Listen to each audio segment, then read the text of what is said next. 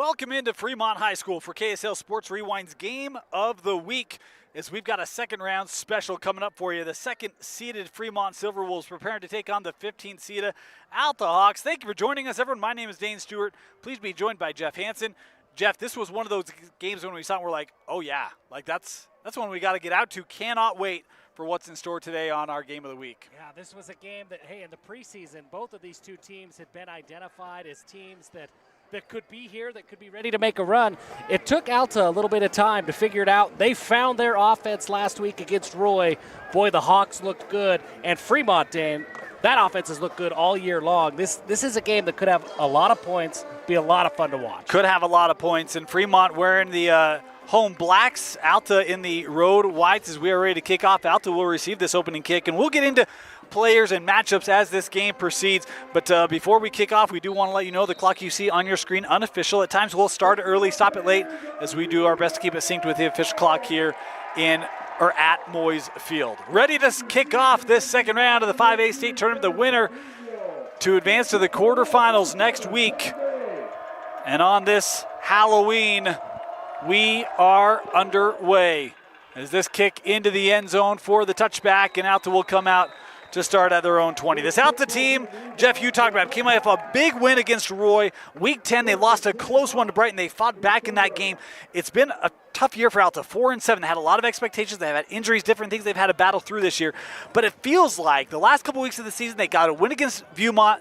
They were right there with Brighton. They had the win against Roy in the first round. It feels like they're maybe playing their best ball of the year right now. Yeah, I think so. And it starts with the quarterback and Tucker Brown. He has found his footing as a passer. He's getting Evan Morton involved. He's getting Trevin Fabrizio involved. This offense has become really dynamic over these last few weeks of the season, and especially last week to open the playoffs. We knew Tucker Brown was going to be able to throw the ball all over the place, and we're starting to see that come to fruition these last few weeks. He'll start in the shotgun here and hand off on this first down play. A first down run for Alta. It's Lucas Pagel with the carry, able to pick up about 5. And Pagel's another big part of this, that when that ground game is going for Alta, then everything gets a little bit easier for Tucker Brown. This is an aggressive Fremont defense. They like to bring pressure from that linebacker spot. They're bigger than you think up front. They're physical. Get some ground game, give Tucker Brown some breathing room. They'll stay on the ground here on second down as Pagel again there with a run. That ball came out, and Fremont saying they have it.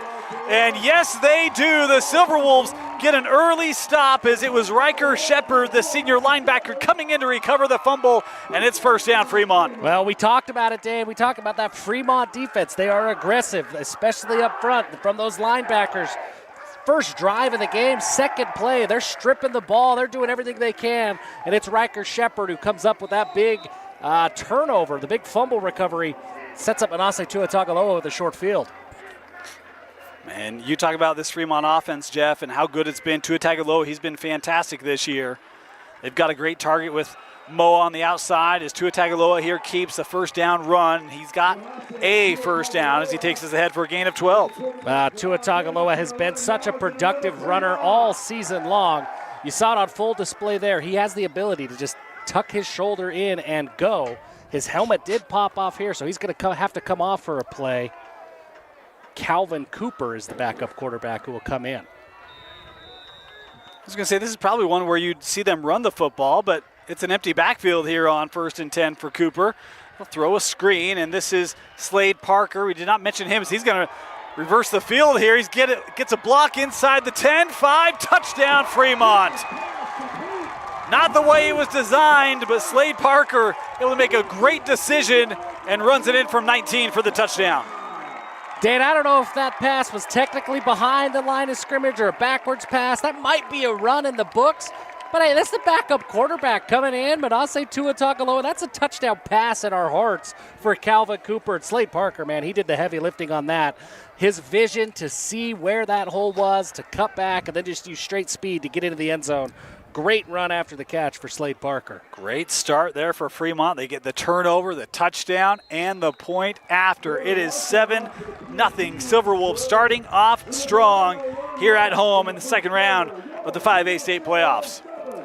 Of course, Alta High School, we stream a lot of Alta games here on KSLSports.com, and although it is our game of the week, since it's Alta, we want to give a lot of shout-outs to our Alta sponsors who make streams here on KSLSports.com possible, including Carver's. From first dates to celebrations, Carver Steaks and Seafood sets the table for life's best moments. Prime steaks, fresh seafood, and service that makes you feel like family. Locally owned in Sandy.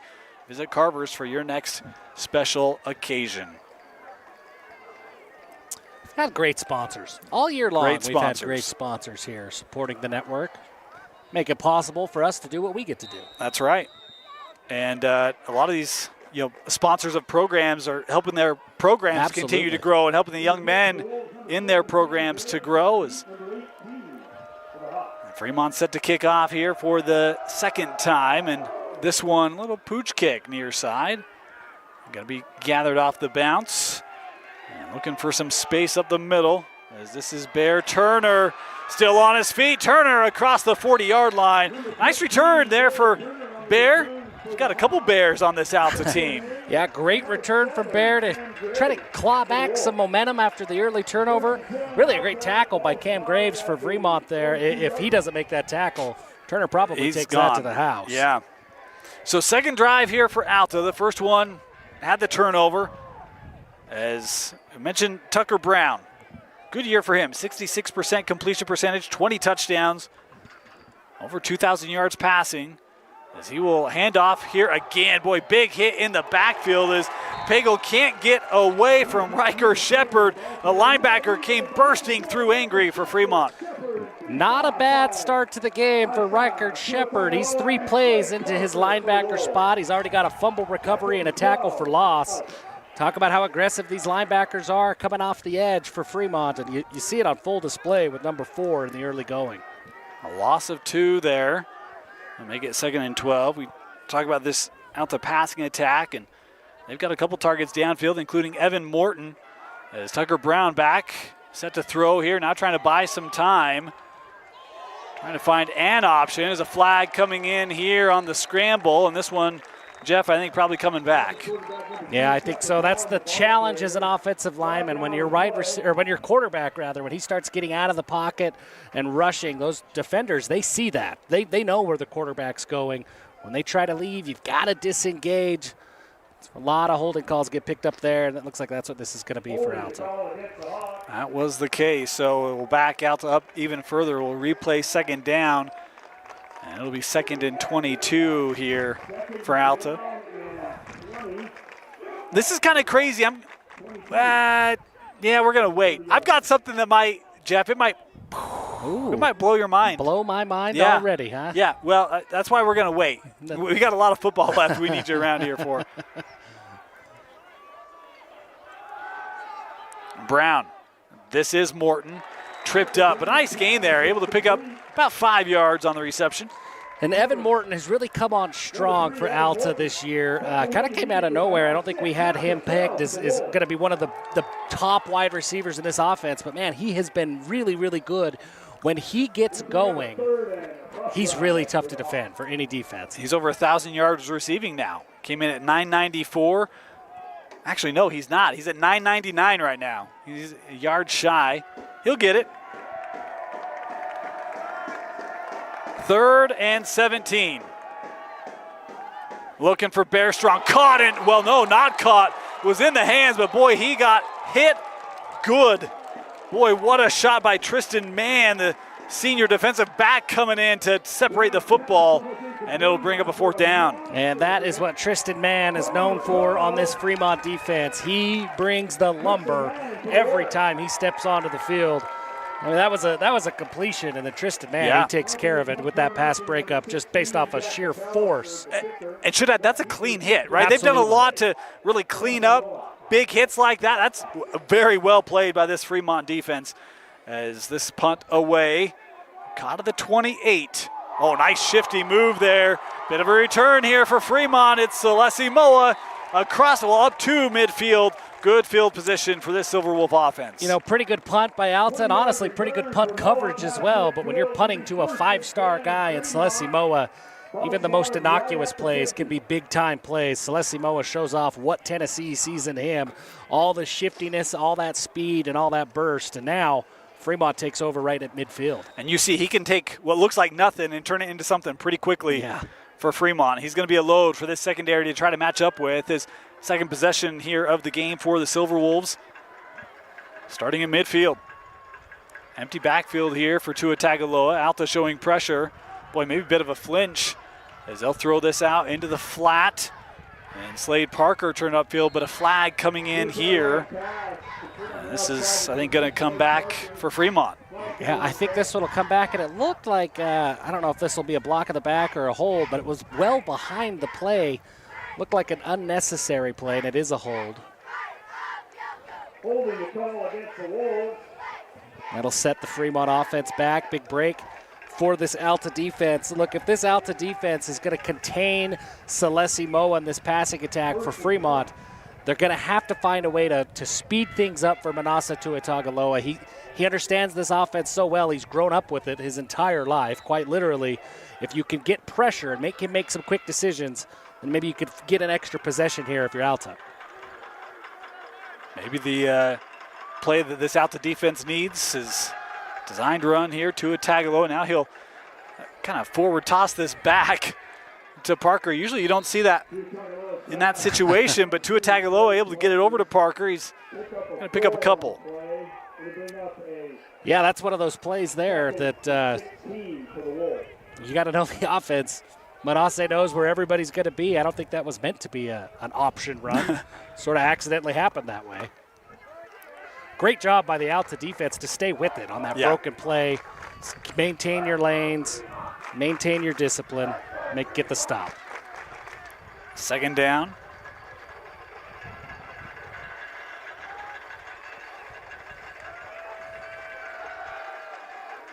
Trying to get this on the outside. Moa looking for a block, able to cut through. Nice gain there for Celesi Moa. Across midfield. And take a look at the replay here at Celesi Moa. His ability to just get that ball in space and then go and make something happen. It doesn't take a whole lot for him to find a way to make a big play. And now you go from 2nd and 16 to it's 3rd and medium here for the Silverwolves. It's one where, this Fremont offense, they've had to find other ways to get their run game going. Cade Hadley was the starter and not going today for Fremont, and so got to find other ways to kind of mimic a running game. You can do that with other backs, but also getting the ball to Moa in space. As Tua Tagovailoa here's got a lane. He's got the first down, spins out of one tackle and down at the 32. Good run there for Celesi Moa, for Tua Tagovailoa. Great read by Tua Tagovailoa here to pull that ball, keep it, and then it's just his sheer athleticism that does the rest. And it looks like Fremont's going to get on the ball quick and try to go fast. They'll throw this outside for Burton. Taggart able to pick up about 7. And Dane, I think you hit the nail on the head. Without Cade Hadley, this rushing attack looks a little bit different. Those short passes become an extension of that run game, and it's on full display here. Yeah, they've really hit those regularly. Here's another one is Parker. Looking for a lane. We'll take it to the 25, gain of just 1. We talk about Alta, hey, get some pressure, speed things up. That's what this quick passing game does, completely neutralizes that really good pass rush by Alta. And again, staying with tempo here. We saw them early, and they love to go in tempo. 5 wide here on 3rd and 2. Tua Tagovailoa thought about throwing it into the flattened space, but then was going to try to run this Alta defense swarming, able to tackle him for a loss of 2 on the play. Yeah, and there were a handful of guys in. I think it's Liam Rowley who ends up getting credit for the sack. Big number 9 comes off that defensive end spot. And there it is. If you could slow them down just enough, then you've got a chance. This is kind of a tricky spot. 4th down. Fremont's going to go for it. Yeah, 4th and 5, and a timeout here coming in from the sideline. Alta wanting to make sure they got everyone kind of good to go here. While we have a timeout, we'll actually take a quick break. Step aside. We'll be back. You're watching KSL Sports Rewind's Game of the Week in the second round of the 5A state playoffs.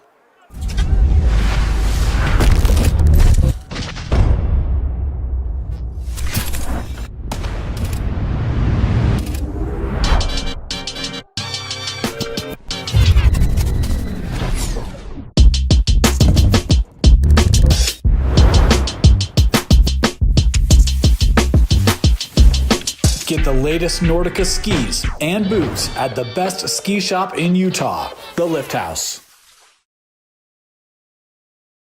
For over 25 years, Tiburon Fine Dining has been one of Utah's premier restaurants. Their award-winning, contemporary American cuisine in a warm and friendly setting makes for the perfect night out. Make your next night out special at Tiburon Fine Dining. Welcome back. My apologies. It was actually an injury on the play. Bear Turner was a little slow to get up, and now we'll get the timeout. So, yeah, hey, why not? While we have a timeout, we'll mention a couple of other sponsors that have been sponsoring Alta High football, including Alsco Uniforms. Under the lights and in the hearts of our community, this game and all Alta games this year have been brought to you by Alsco Uniforms, locally owned and operated, and proudly serving our hometown for over 135 years. From the first whistle to the final play, we keep teams and businesses looking their best. With Alsco's uniforms, it pays to keep clean. And after a couple of opportunities to think about it, now Fremont coming out here lining up for a 44-yard field goal, Jeff. Yeah, it's a tricky spot, and Fremont has had some ups and downs in the kicking game this year. On the kick for Fremont, number 7, Cam Graves. Cam Graves certainly has the leg to make this kick from about, 44 yards out. Kick is up. It's got the distance, and it is true. Graves able to hit that one from 44 yards, makes it 10-0 Fremont. Well, it always looks like the right decision when it pans out, right? Coach Tua Tagovailoa gets a moment to see and see what Alta's going to do defensively. Says, hey, no, I'm going to trust my guy to make this long field goal. And Graves had a touchdown-saving tackle on kick coverage a drive ago. Now he comes up with a big converted field goal. That's a good kick. That's a long kick. Long kick, and certainly got under that one, right? Yeah. Lifted it, had good lift and enough distance on it. But look, if you're Alta's defense, that's a good stop, that's right? Because they ended up having, what, a 2nd and 2, and you end up getting them in a 4th and 5 and end up just conceding the 3. But this is where you got to get that offense in rhythm here and stay on schedule, right? Like the penalty really kind of hurt that last one, and see if they can get righted here on their 3rd drive of the game.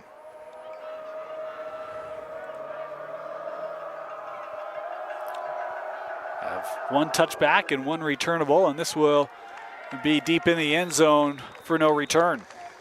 You always have to be on your toes when Fremont's lined up for a kick.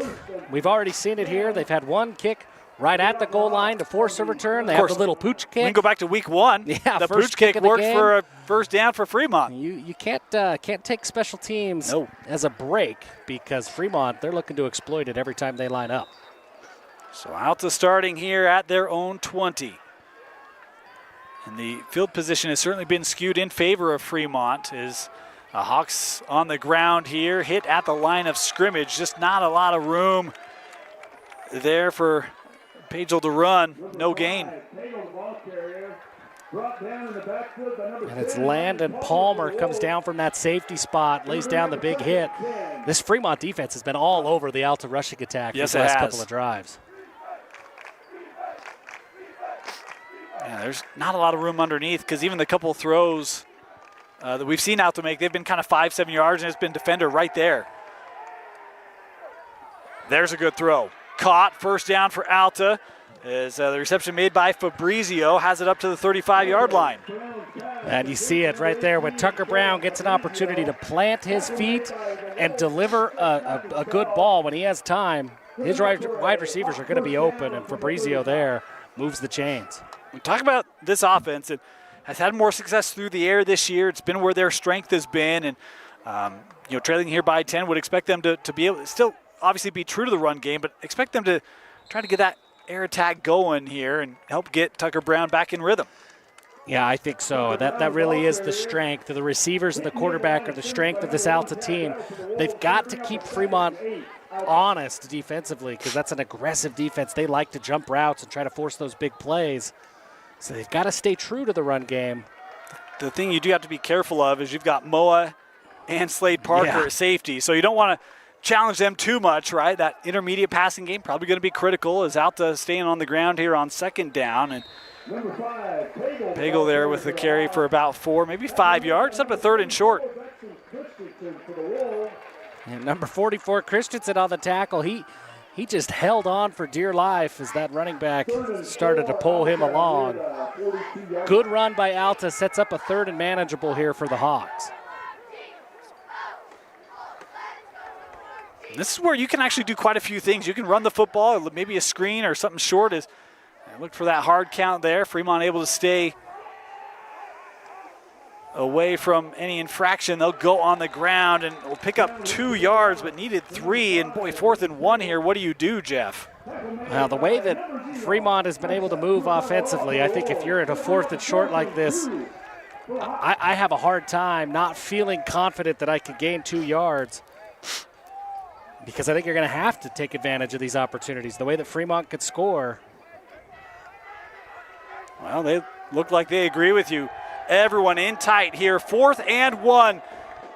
Pagel needs the 45 and gets it. Boy, good stretch there from Lucas Pagel, the junior, able to pick up the 1st down here for Alta.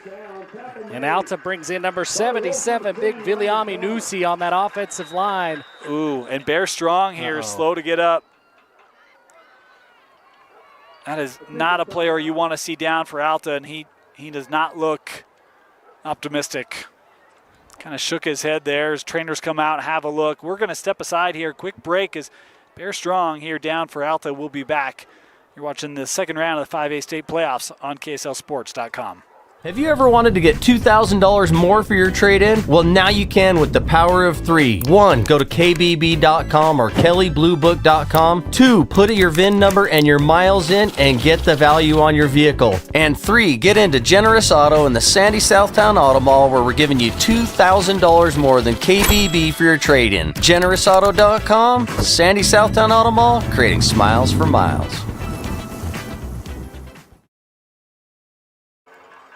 Welcome back. Bear Strong had to hop off after that play.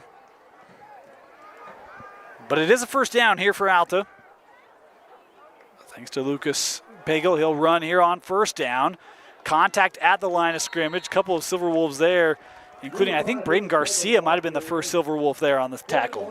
And this front 7 right now for Fremont, they are just playing so well.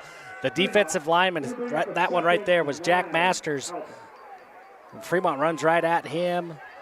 The defensive ends are doing such a good job of controlling the edge and letting those linebackers come up and make plays in the run game. It's tough. 5 wide here for Alta on 2nd down.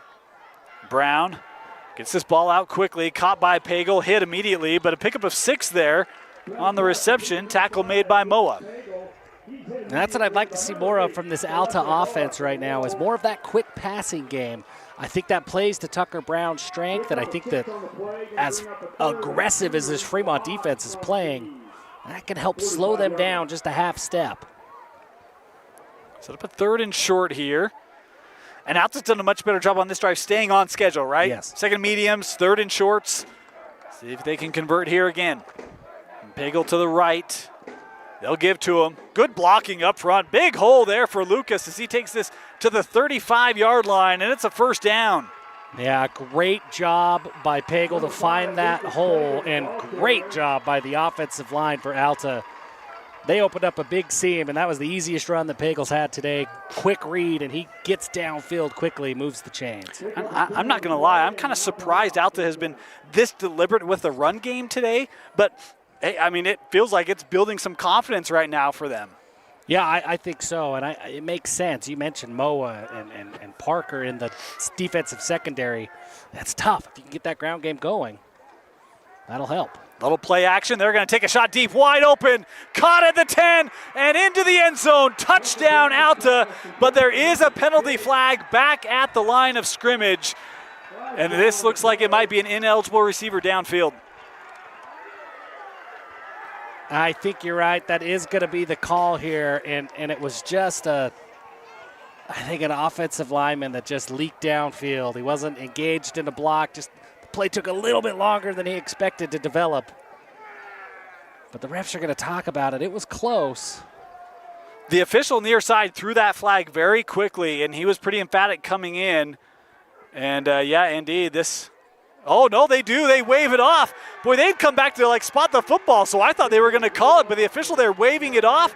The touchdown is good. Now that's a huge break for Alta. And a great ball by Tucker Brown. And it goes, and now, hey, look, Alta right back in this game. Just under 2 minutes left in the first quarter. That's the kind of break that the Hawks need. And a good job by the refs to talk through that, make sure they get that call right. And they're going to let those points stand. Point after try here for the Hawks to pull it to within 3 is good. So Alta gets the response they needed. A touchdown with 2 to go, and it's 10-7, Fremont leading. It's Tucker Brown to Breck Warren from 35 yards out for the Axio EV Alta touchdown. Well,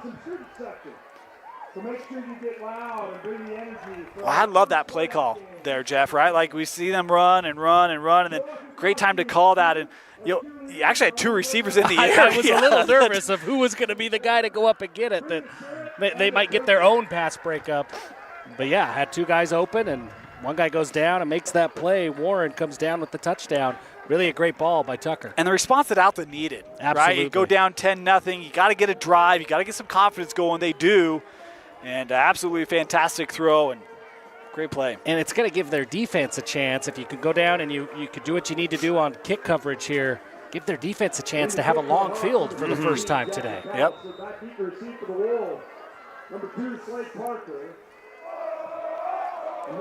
Parker and Mann back to return. And their services will not be needed here into the end zone for the touchback. Fremont will start at their own 20. And the first time that we've seen, like I say, a long field for this Fremont offense. When they get those short fields and those sudden change in momentum, they like to go to tempo. But when we've seen them have these long fields all season long, Dane, they'll be a little bit more methodical with their drives. They'll lean on the run game a little bit more.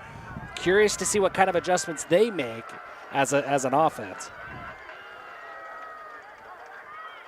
Fremont will start here. Taylor Graham in the backfield. He's been one of the backs that they've called upon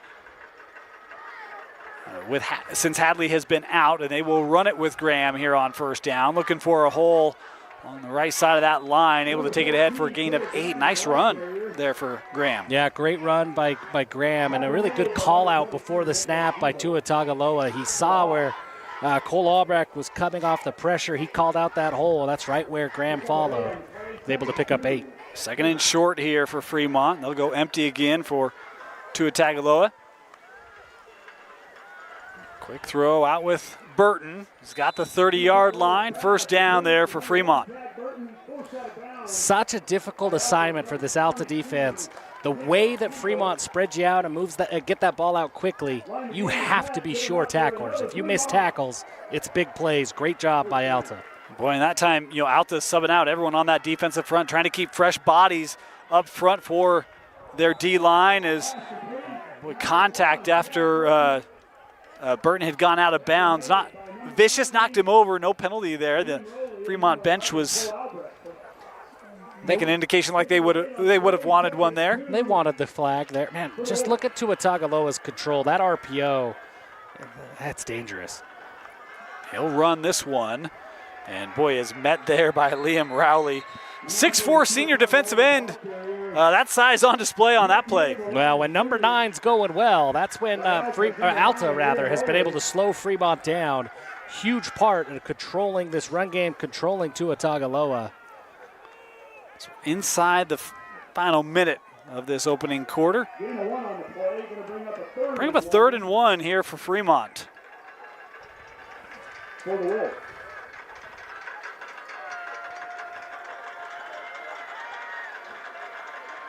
Trip to the top of the screen. Graham in the backfield.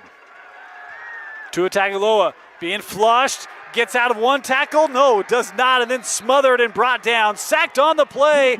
And that was led by big number 9, Liam Rowley. When Rowley gets there, good things happen for the Alta defense. There he was on a huge 3rd and 1. He and a bunch of his Alta teammates able to get Tua Tagovailoa down and bring the punt team on for the first time today for the Silverwolves. And they do not have to kick this. I would guess they may elect to wait. And yes, they will. Oh, wow. No. I thought that was cleanly after the horn sound, but this takes a huge Alta bounce.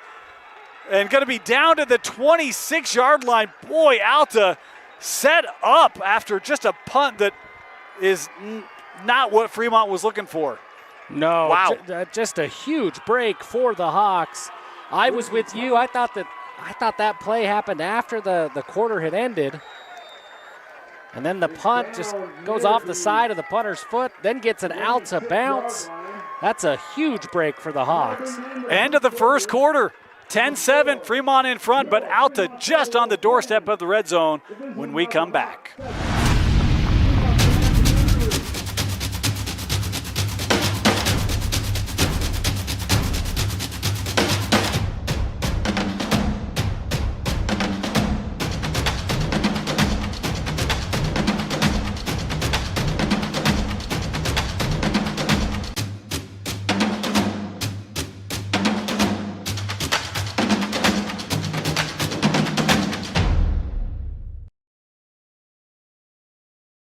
Hoof and Vine is a modern American steakhouse.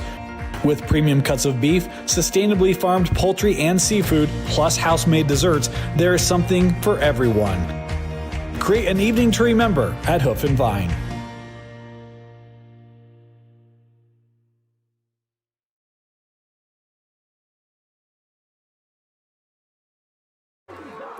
Ready to start our second quarter. Want to thank some of our Alta sponsors once again, including the Lift House and Nordica, your gateway to the Wasatch Mountains. Come check out the Lift House for all of your skiing interests and wants. 1st and 10 for Alta at the 26-yard line. It's coming near side, and that Fremont defense quick, able to limit it to no gain. Yeah, really well done by the Fremont defense to string that play out. Evan Morton, when he gets down with a full head of steam, he is fast and tough to bring down. But Fremont did a good job staying disciplined, staying in their run lanes, keep that for no gain. 2nd down.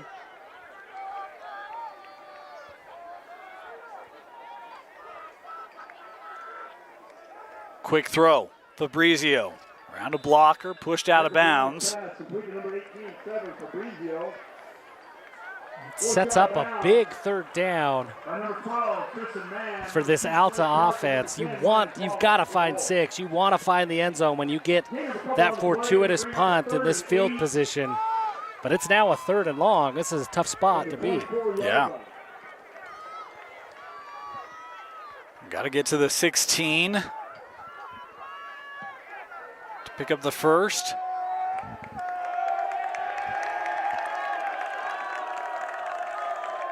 Five wide here for Brown. Good pocket, now running out of room, gonna step up, and Brown able to pick up a couple there on 3rd down. It'll be a 4th and 6 here.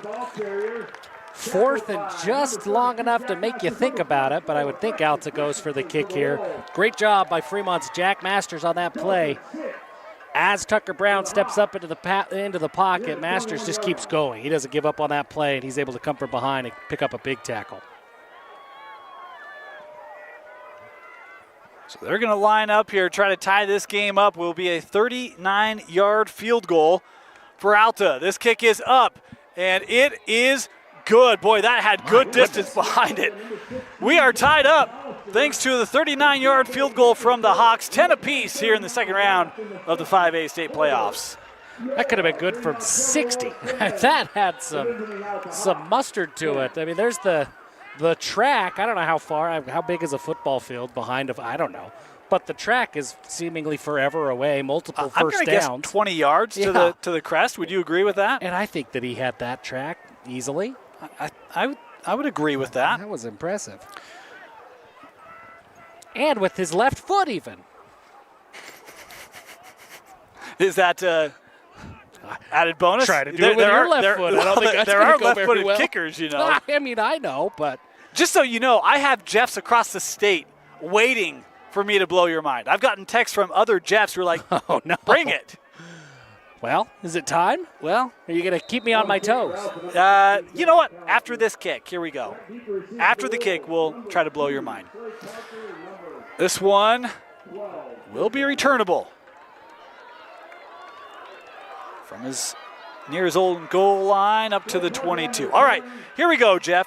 You know, do you want to take a guess the last time these two teams played? 1991. No, Never. more recent than that. Oh, wow. 2014 My mind isn't blown anymore. in the 5A state playoffs on Halloween. Oh. 10/31, 2014 was the Okay. last time these two teams played. And here we are in the 5A playoffs on Halloween once again, 11 years later.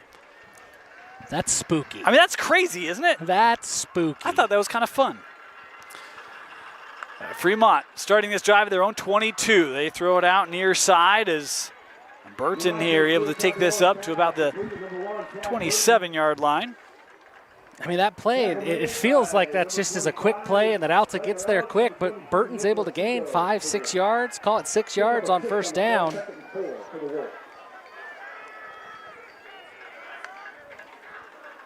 Second down, they'll go to Burton again. Little screen plays, got the first, spun around one tackle, and forced out hard at the 41, but he was still in play there. Nice pickup there.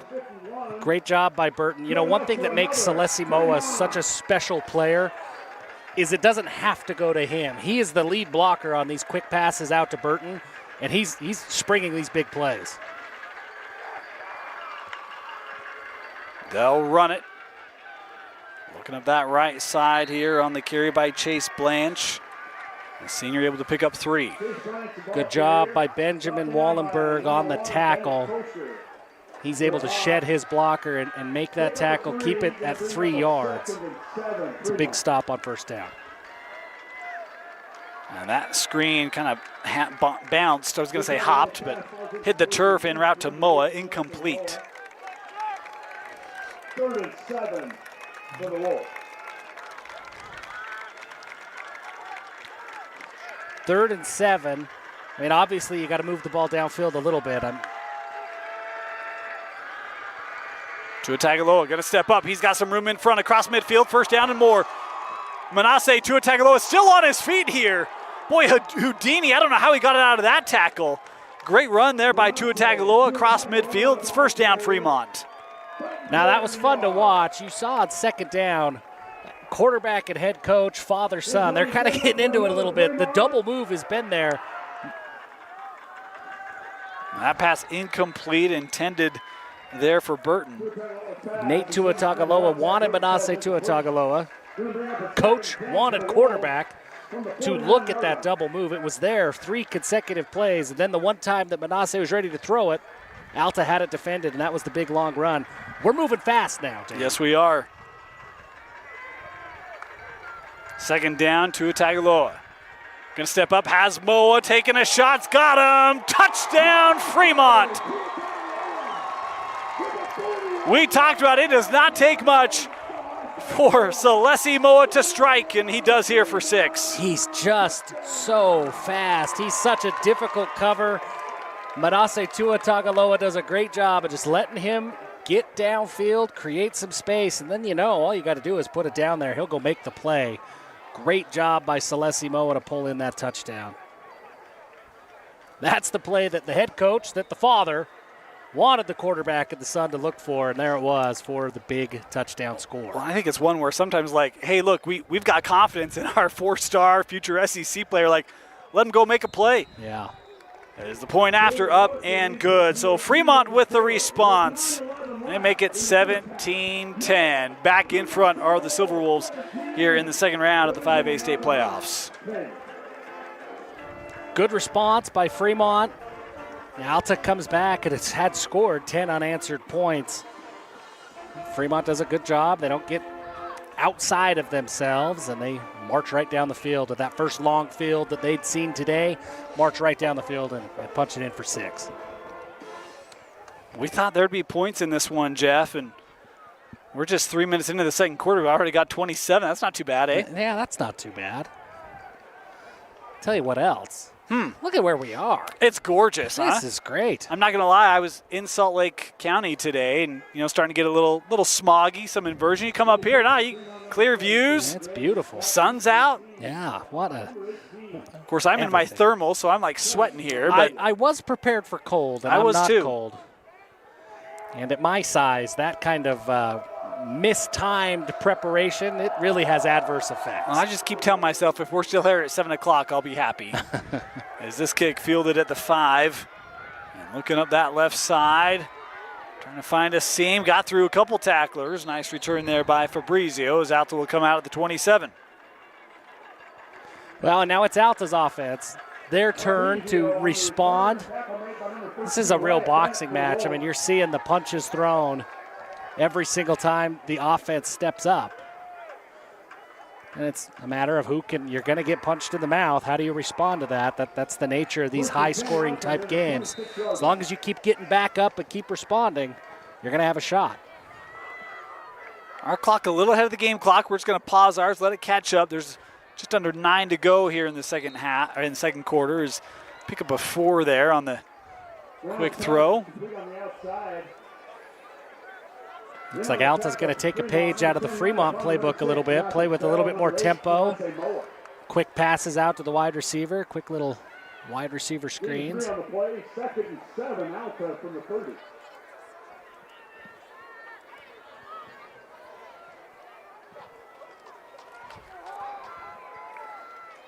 Brown will hand off. Pagel able to pick up a couple there. And up to number 5, Pagel. Good spot to be in on 3rd and 4. You're staying ahead of the chains. The whole playbook is available to you. The way that Pagel has run the ball, well, and it looks like Pagel's going to step off. Gain of 2 on the play. 3rd and 4. One note, Dane, Bear Strong is back on the field for Alta. That's a big, big addition. Big target. Can jump out of the stadium. He had a catch on the top 5 this year that was unreal. As he comes across the formation in his route, that pass incomplete through the hands of the intended target. Tucker Brown stepped up into the pocket, and it looks like as that pressure got there, kind of sped him up a little bit. Looked like he was maybe going to take off and run, and his receiver just not quite ready for that pass. So 4th down here. Alta will have to punt this away.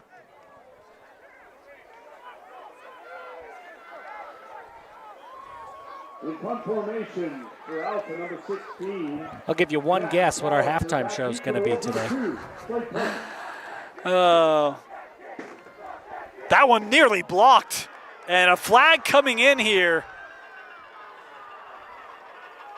And Alta can't get there as that goes into the end zone, but this is going to be a roughing the kicker penalty. You know, with the roughing, that's a heck of a punt. It was a great punt. That was nearly down at the one. I mean, that was a heck of a punt. He's going to get the flag, paid the price, and his offense will be able to stay on the field. That's one of those. I'm actually surprised they didn't block it. Yeah, I don't know how they didn't, honestly. There were 2 or 3 guys Yeah. there. And so 15-yard penalty will give Alta the 1st down. Fremont had the stop. McAllister still dinged up a little bit on the sideline. He took a big hit. He took a big hit. And that'll be something to watch. I mean, if this game does come down to a kicking game, McAllister certainly, we saw in that first field goal, has the leg to be a weapon. Really, as soon as you cross onto your side of the field. Yeah. So new life here for this Hawk offense.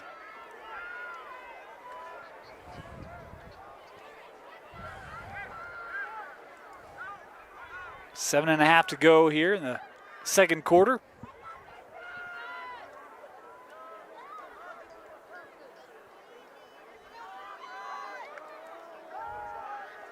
Brown going to come near side. Boy, a match on the outside as a penalty flag coming in, and they were looking for Bear Strong. Cam Graves was there in coverage, and kind of both of them were just got a little tied up there. Yeah, a little jostling. That's a good way to put it.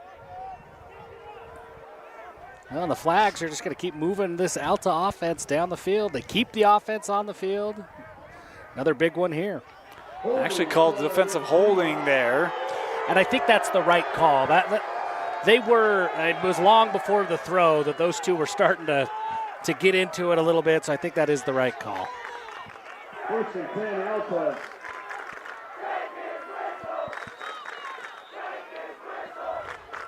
So first down here. They'll go back to the ground.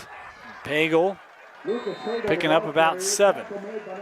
You know, Alta, they have continued to go to that run game even when it hasn't seemingly been there, and this is kind of the reason why, that the more you go to it, the more you fight, eventually you're going to find a little bit of a crease. Pagel's starting to find a little more room. Quick throw on the slant, caught, first down, as Evan Morton coming up with his second reception today. And that will be the one that puts him up over That's 1,000 the one. yards. He's had a fantastic season, and hey, this is a fantastic drive. Alta looking to play a little bit more up-tempo, get on the ball quick.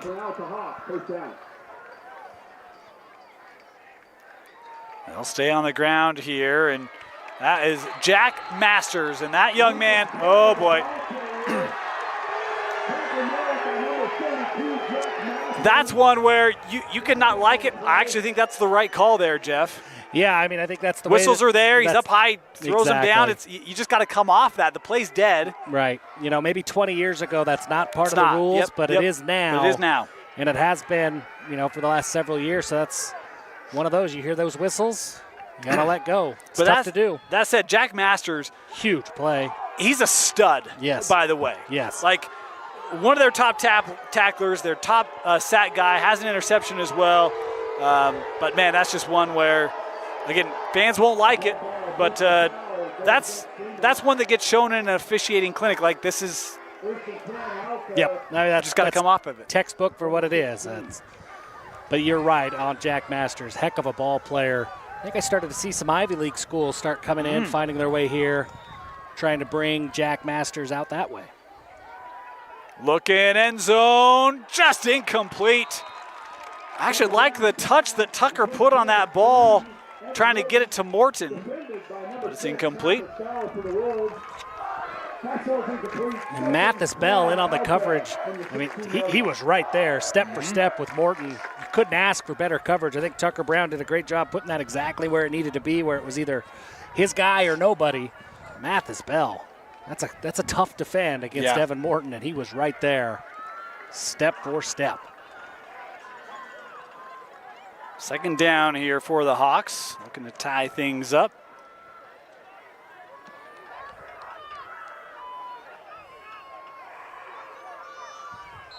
Tight formation, now a timeout going to be taken here by Alta. Timeout. Hawks with it in the red zone when we come back here in the 5A state playoffs. With a Tab Spend checking account, you earn big rewards. It's hard to not make a scene. Cash or card? Oh, my card's right here. That's a big card. You should see how much it's earned me. Sorry, Grandma. Tab Spend isn't just another checking account. It's packed with benefits. How do I get one? Just scan this QR code or go to tabbank.com. It's all online and super easy to get started.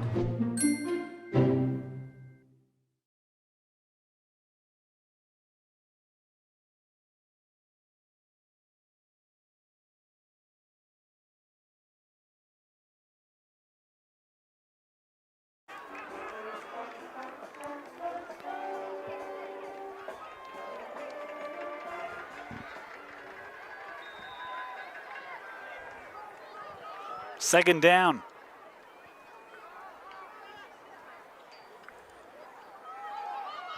Similar play, just led Morton about a yard long on that incomplete. Similar looking route there. Yeah, I think it's the exact same read for Brown. He sees that one-on-one coverage between his best receiver and Morton and Bell. And you got to take that every time, that press coverage, that one-on-one. But so far, Mathis Bell, he's been there twice. Right in the hip pocket of wide receiver 1. 3rd and 10 here.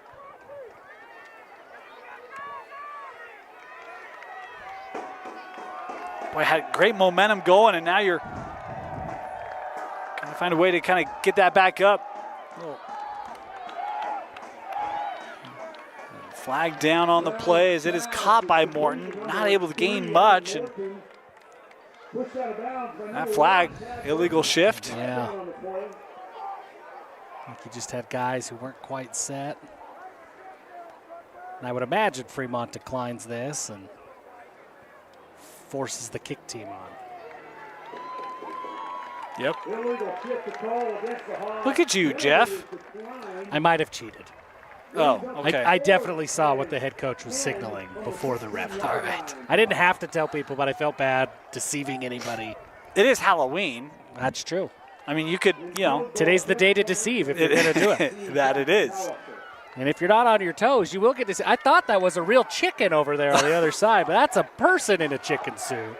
Don't be fooled. No fooling on that point after. It's up and good for Alta. So the Staker Parson field goal good for the Hawks makes it 17-13. The Fremont lead cut to 4. Speaking of Halloween, we've seen I'm looking around. There's Bobby Boucher. There's Happy Gilmore. Like, Adam Sandler's coming back. It's like I'm in high school all over again with all of these Adam Sandler characters that are here. I thought these movies were, 25 years old. They were. They just decided to redo them all, Jeff, because, it's hard to think of new ideas. Is that what it is? That's exactly what it is. That might be what it is. Well, there's a little bit of throwback here in the Fremont student section. I got a Shaq jersey. Got some stuff. There's a Jeter jersey down there. Yeah, this is great. There's a Yoshi character. You see Yoshi? I see Yoshi. That's not bad. Couple of sharks. Got all kinds of stuff. And we don't mean the Mark Cuban sharks either. Right. Yeah, these are costumed. There's a Waldo. Butterfly. If I look across the way, I see a big old piece of pizza. My eyes aren't that good. I can't. I never miss a piece of pizza.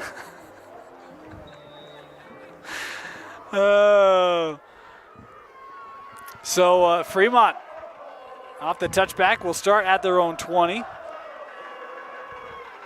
Midway point of this second quarter. They'll start on the ground. Gain there of about 5 on the carry. Number 14, Caleb Graham, the ball carrier.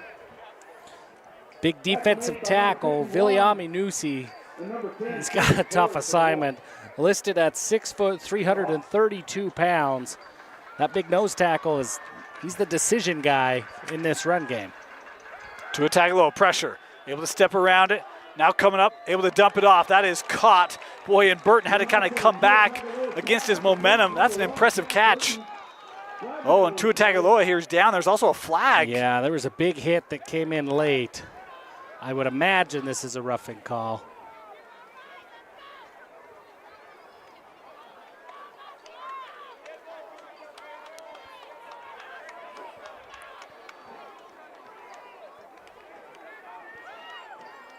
Your imagination is correct, Jeff. Yeah, Tua Tagovailoa, he took a big hit after that ball was delivered, and it was pretty clearly late. And that's you don't need to give this offense more yards that they didn't earn. And man, don't make it easier on them. They're too good. They are. So across midfield. First down here for the Silverwolves. Alta showing pressure off the edge. Tua Tagovailoa will run. And caught from behind there on the pursuit by Rowley. Able to pick up 7. Good to see from Tua Tagovailoa after that big hit on the last play. Bounces right back up. Sets up a 2nd and short here. Maybe an opportunity. Maybe take a shot, Jeff. You got Celeste Mo. I think every down's an opportunity to take a shot. Alta showing pressure from their backers. Bring one, it's picked up. Tua Tagovailoa. Able to get around the line. Now he's got the first down inside the 30 and hit hard at the 28-yard line. First down, Fremont. A good job by Tua Tagovailoa not to force that ball. He wanted to get that to Moa downfield, but as that pressure came in, he saw the opportunity, he tucked it down, and he ran for it. It's one of the things, when we talked with Coach Tua Tagovailoa and Manasseh earlier in the year, they talked about his familiarity with the offense and his ability to kind of process, make quick decisions, and we've seen that on display here. That throw just a touch behind the intended target, had Burton over the middle, just missed him. Yeah, it looked like he had a couple of receivers. He had Moa coming in on this far side, and then he had Burton, and it looked like he was a little bit torn which one to go to, and he ended up throwing it right in the middle of both of them. Second down, boy, they've got Moa split out wide to the bottom of the screen here.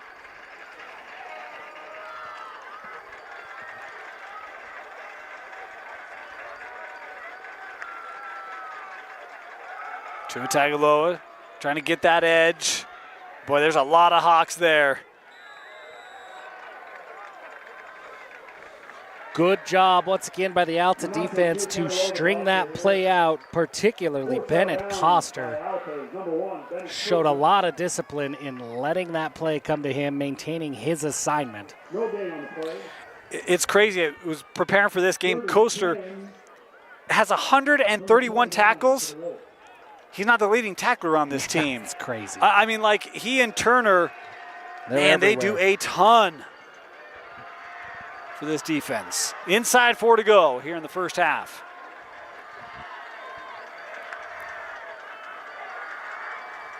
And that throw short of the target, Burton. Bring up a fourth down here for Fremont.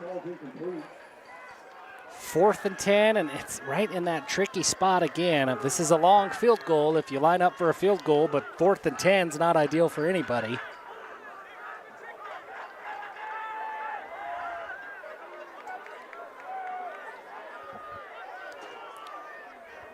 Fourth and 10, Fremont from the 29.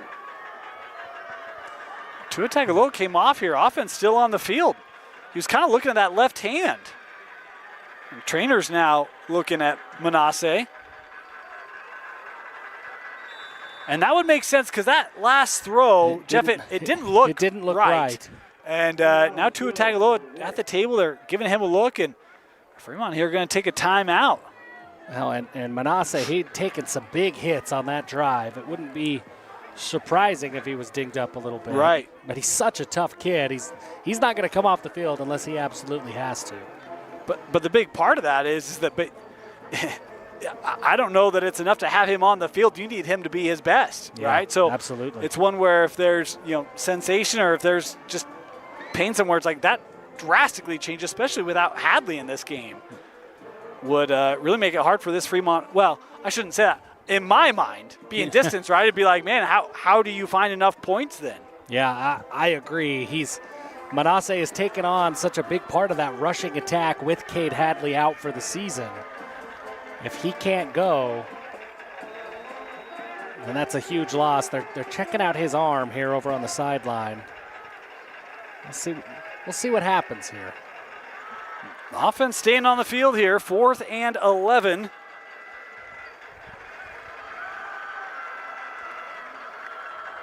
Oh, got him to jump. That'll certainly help because that might put them in field goal range here, Jeff. Yeah, that might make this decision a little bit easier for Coach Tua Tagovailoa. And for all the talk about, obviously losing Manasseh Tua Tagovailoa would be a huge, huge loss. I know that there is a lot of confidence in Calvin Cooper. We saw him for one play, and he put the ball in the air. Well, you gave him a passing touchdown. I did, and he earned it. He did. He had to throw the ball. I don't care which direction he had to throw it. But there is a lot of confidence in what Cooper brings to the table, the junior quarterback. They're a bunch of baby boomers who are just disgusted at that comment right now. Oh, they actually called it offensive. Wow. That's tough. Obviously, we're distant, so we didn't see it, hear anything, but surprised the home crowd. Surprised me as well. So 4th and 16 and movement again. And that one drew out a pink flag in addition to a yellow flag. when they both got thrown up in the air at the same time, felt like we were in New Orleans for a minute. And here's the thing. You've got a lower-seeded team. I was talking with Fremont staff before the game. They're like, they feel underseeded. I'm like, yeah, I think they are. It's why we're here, right? We think this is a really good game. There's some confidence. There's some energy bubbling up on that other sideline right now for the Hawks. It's 4th and 20. Looking deep, and it's intercepted. And this will be down at the 1. That's one you just bat that ball down. Alta here instead of having it at the 40, they'll take over at their own 1. Yeah, that one's tough. It's easy to say from our vantage point of like, hey, just bat that one down. That's when you're a defensive back and you see that opportunity to get the pick, you're trained your entire life to go get the interception. But you're right, that sets them down now inside their 1 yard line. And that's a big break for the Fremont defense now. Yes, it is. Jack Masters and how aggressive these guys are. We've seen Shepard already make a bunch of plays from the linebacker spot. They like to get after the quarterback in a hurry. They have been all over the run game so far in this first half. They're sensing safety opportunity here. It's a great opportunity, but the thing you've got to be aware of is you can't be overly aggressive because you don't want to give up something to Morton or Fabrizio. We've seen both of them have plays down the field in this offense here this afternoon.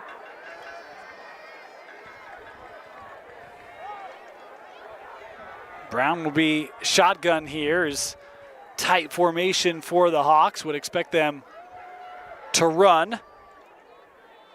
And they will. Pagel up to the 5, maybe the 6 yard line. Good patience and vision by Pagel on that run. Takes kind of that counter action a little bit, and he strings that run out. He's able to find the crease to get his team a little bit of breathing room. That's a great first down play. Got him a little bit of room. They'll run here again on 2nd down. Pagel gets the edge, and Pagel is down the sideline to the 30-yard line, turning in to the 40 and the 44. There's that big play for Alta's offense coming on the ground thanks to Lucas Pagel as they've got it near midfield. And I'll be curious to see. I think that this Alta, that's been their heavy package, but they had a couple of really great running plays. They bring on those extra big linemen. I wondered if they might stick to it, but it looks like their extra horses are headed off the field. We talk about the momentum that feels like some energy on that sideline, and that run certainly helping as they've got it first down here. 1 timeout left for Fremont, 2 left for Alta here in this first half.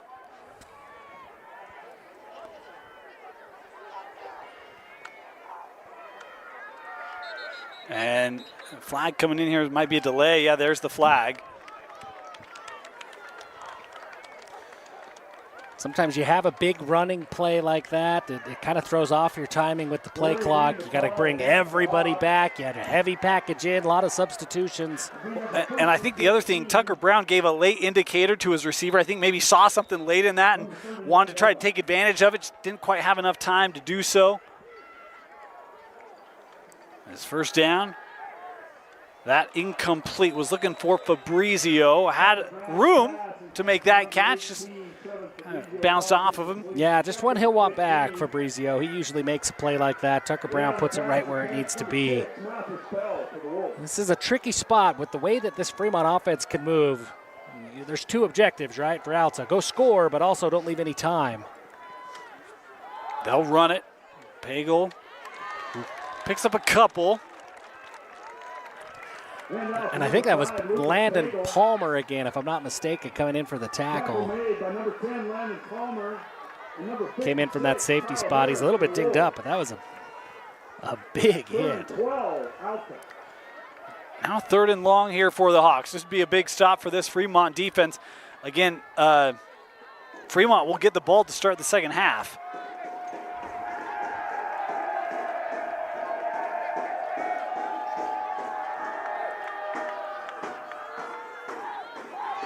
And under pressure, going down.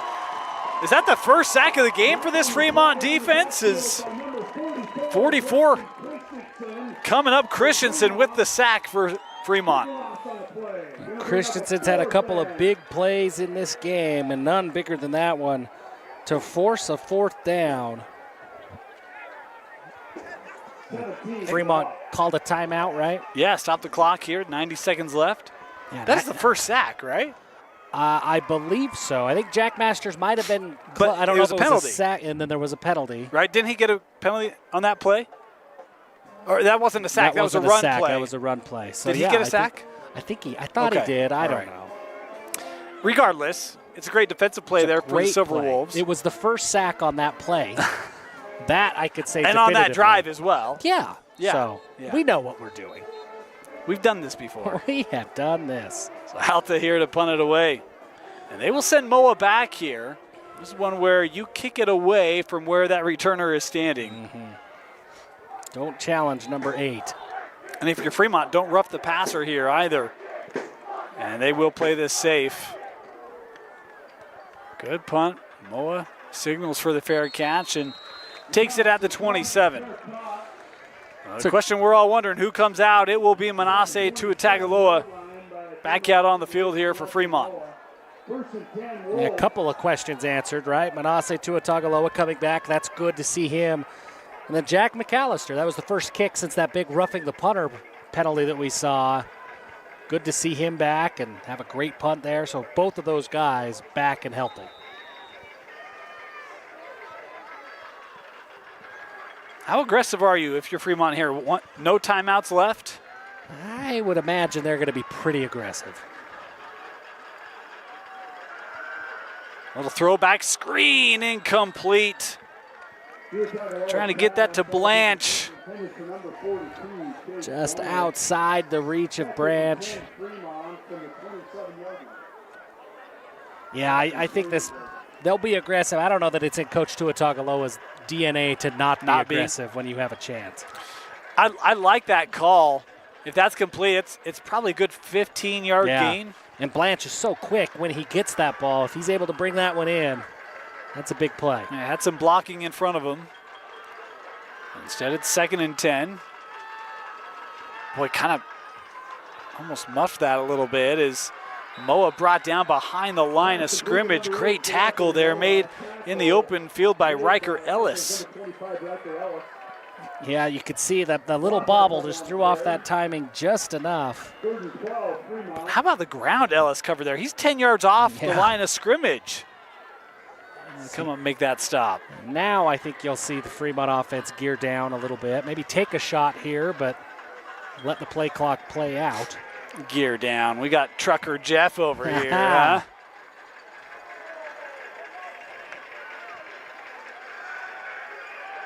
Nope. We're looking for Moa. And intercepted. It's picked off. On the return, far side, brought down to the 32.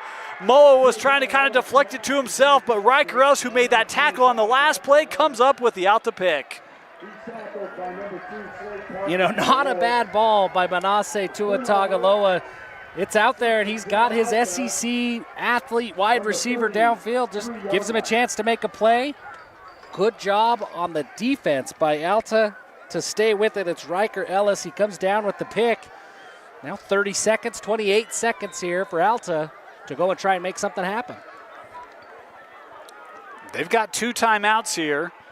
We've seen they've got a leg. You maybe have, I don't know, maybe 45 yards to go-ish. As Brown able to get through one tackler, eyes down the field.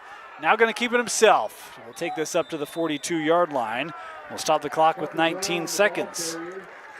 Ton of credit goes to Celesi Moa and Slade Parker in the secondary on that broken play. Evan Morton and a couple of Alta receivers, they were waving their hands, but when you have those 2 safeties back there, good decision by Tucker Brown to not test them. I'm going to say they've got to get to the 33. I have no idea what the distance of the kicker is. We've seen it on display. I would guess 50. You could maybe take a shot. I think so.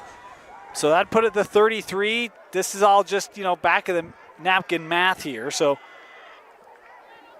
they'll throw this quickly. Pagel with the catch and tackled immediately. And Alta will take the timeout with 13 seconds left. Pagel took a big hit on that play. Kendon Green nearly broke that pass up. Good job by Pagel to maintain his composure, maintain control. And I'm with you. I think 33. I don't know, that first kick, that felt like that could have gone forever. Maybe you could go with no time left on the clock. You test it. Just a reminder, high school, it just has to cross into the end zone, and if it does that, it ball's dead. Yeah, I mean, maybe you get to the 40 and say, hey, why not, right? The wind's blowing the right direction, or if the wind picked up, because it hasn't been a windy day at all. There's no wind. No. I thought there might be. I'm dressed as if it's going to be windy. We're all dressed like it's going to be a lot cooler than it is. What do you like here for Alta? 13 seconds left, one timeout. Really, the whole field's available for you. Yeah, you've got to find a big play, whether that be a touchdown or just a chunk play. You really only got, with the one timeout, you got one shot to get these yards, I think. Before you're in now, you have to throw it to the end zone territory. So I'm looking for Morton, something over the middle to just try to pick up those chunk yards. We're talking 12 to 20-ish yards is kind of our estimation. Brown was looking to the sideline, incomplete. We'll stop the clock with 9. And now it's a little bit tricky. It's third down to boot. Kind of takes away, I guess you'd have that timeout, but you can't dance around too much after the catch. You've got to catch it, see where you're at. Do you need yards? If you don't, you go down quick and you start signaling for timeout. Empty backfield here for Brown. A little pump fake, looking over the middle. Intercepted by Moa. A diving pick by Celesi Moa. He gets it right back. Yeah, great ball hawking by Moa. He just tracks that pass, and then he goes and makes a diving catch for the interception. And that's big because there's 2 seconds left. If he doesn't make that, you do have a heave to the end zone. That really quells any opportunity for Alta to get points here, so long as Fremont doesn't turn it over. Now, I said that I don't think Coach Tuatagaloa has it in his DNA to not be aggressive. This doesn't feel like an aggressive spot. Well, you do have number 8 on the field, but you've got Alta who's 25 yards off the ball. His final play, Tuatagaloa will just throw it into triple coverage, and that is incomplete, and that's how the first half will end. 17-13, Fremont out in front. Second seeded Silverwolves trying to protect home field, advance to the quarterfinals. We'll be back with halftime here at Fremont High School. You're watching KSL Sports Rewind's Game of the Week on KSLSports.com. Welcome back to the UCCU Saving Spotlight.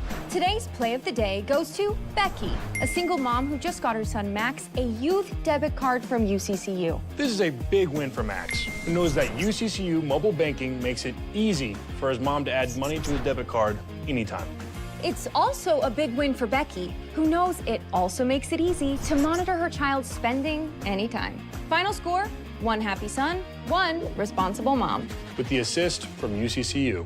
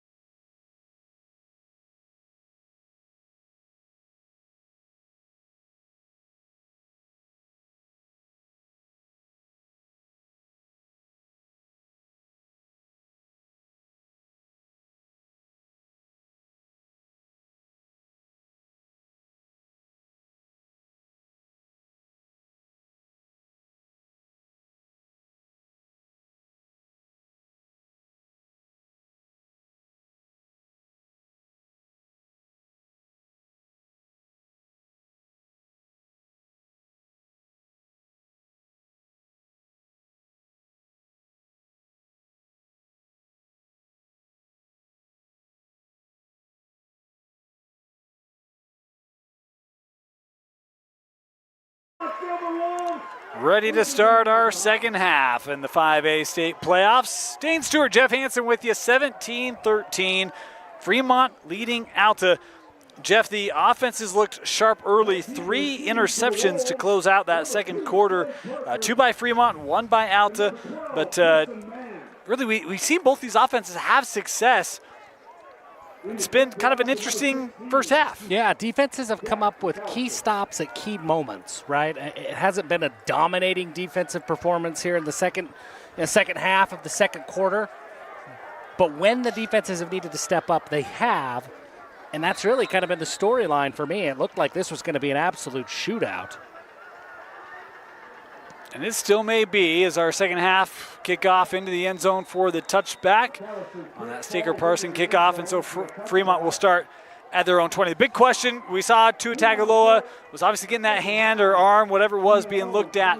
And as we start this first drive of our second half, what is his health status? He's going to come out here, but boy, you certainly help if you're a Fremont fan. You certainly hope he's 100% or able to play through whatever he was feeling. Yeah, and if you're a football fan, you want to see Manasseh Tua Tagovailoa on the field. He's one of the best quarterbacks in the state of Utah, brings an extra level of dynamic to this offense when he's healthy and on the field. So it's good to see number 5 back out there for Fremont.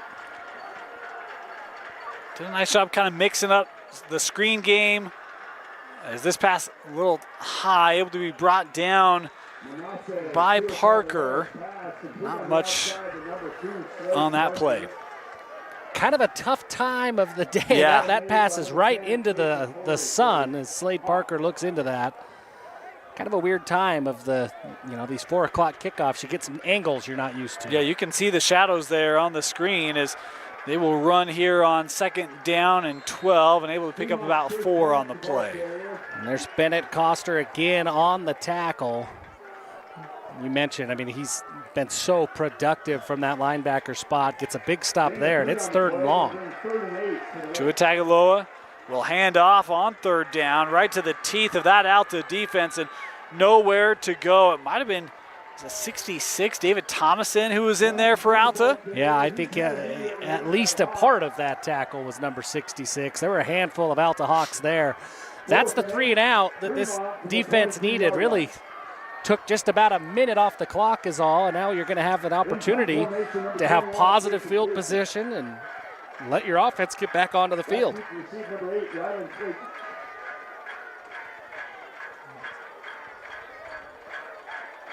Low snap, able to get right to the punter.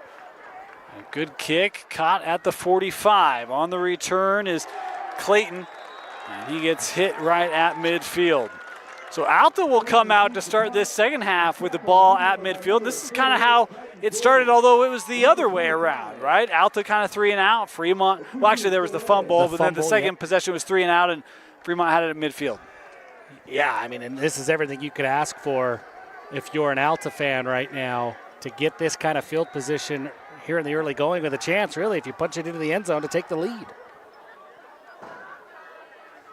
Pagel's been great today out of the backfield. They'll go tight again here.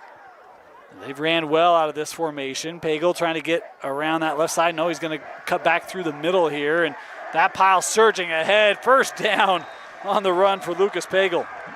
We saw this formation when Alta was backed up against the goal line. They bring in these extra offensive linemen, and it's just counteraction. You look at Pagel follow number 77, these big lead blockers. Staying in it here.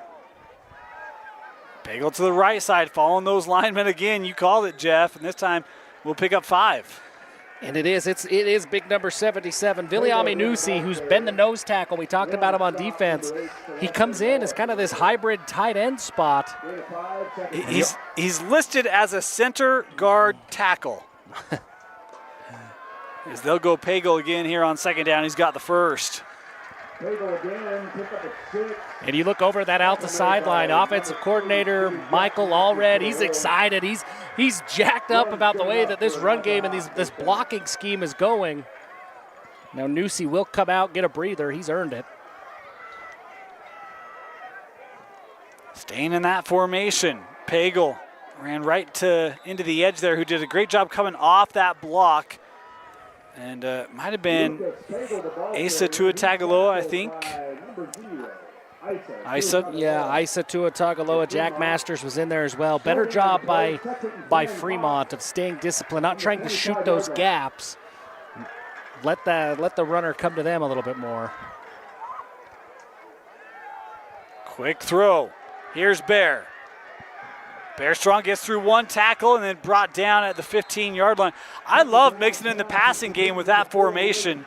Yeah, and it's good to see Bear Strong back on the field. You see when he gets that ball in his hand, he's a load to bring down.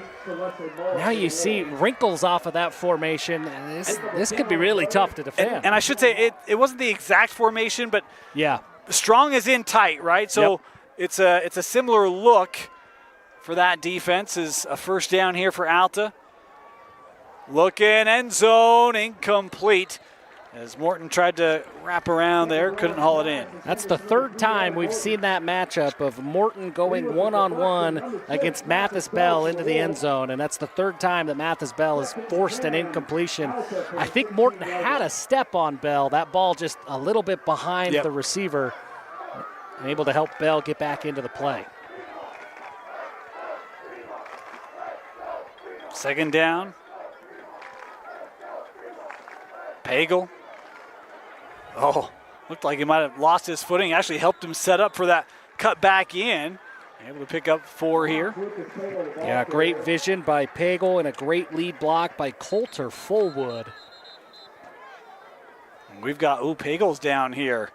Mentioned that it looked like he kind of lost his footing, and certainly hope that it's nothing serious here. Is good to see him kind of work back up to his feet here.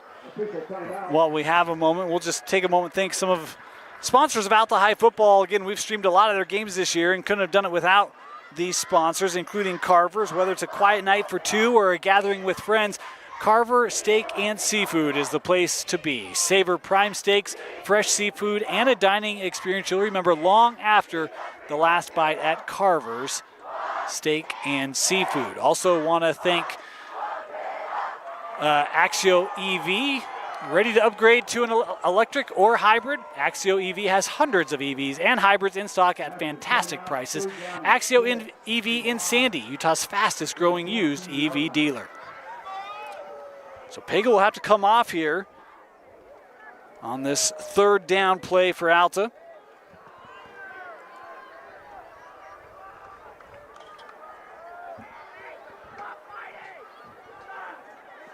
And they've got Evan Morton here to the bottom of the screen. Looks like he's going to have one-on-one coverage again. Yep. Third down. They'll throw over the middle. Bear Strong with the reception. Takes it to the 1. First and goal, Alta. Strong hands by Bear Strong. Tucker Brown delivers a dart, and Strong does the rest. He's able to haul that in, hold on to the catch through contact, and now here's that heavy package again. Newsy coming back onto the field. They'll run it. And into the end zone, but a flag coming in here behind the play.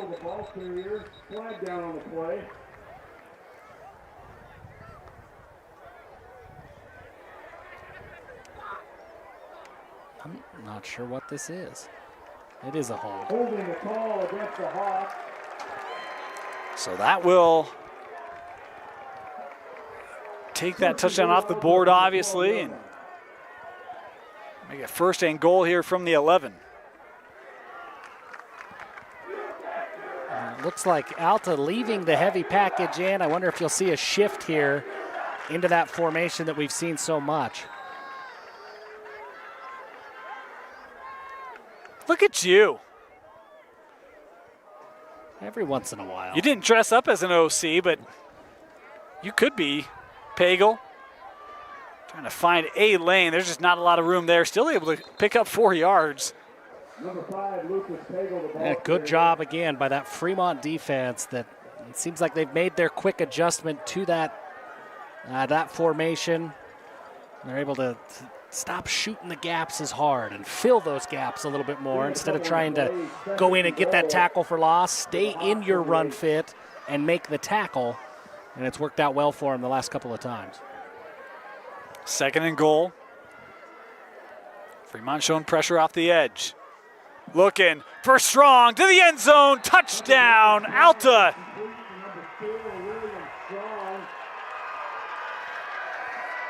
Tucker Brown does a great job reading that defense, letting that route develop.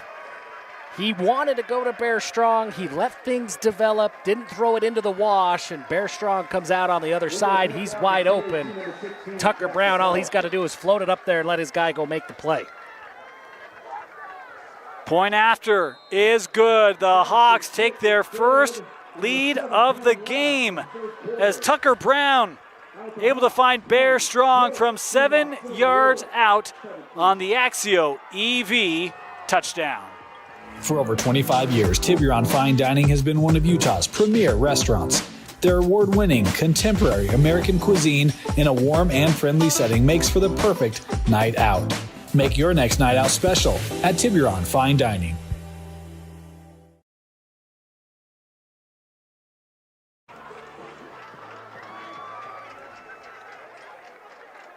Nice drive there by Alta, started at midfield, and we talked about, felt like that second quarter they were building a lot of confidence, Jeff. They're playing loose, playing free, looking good. You're a 15 seed, you've got nothing to lose, right? So come out onto the road and play free.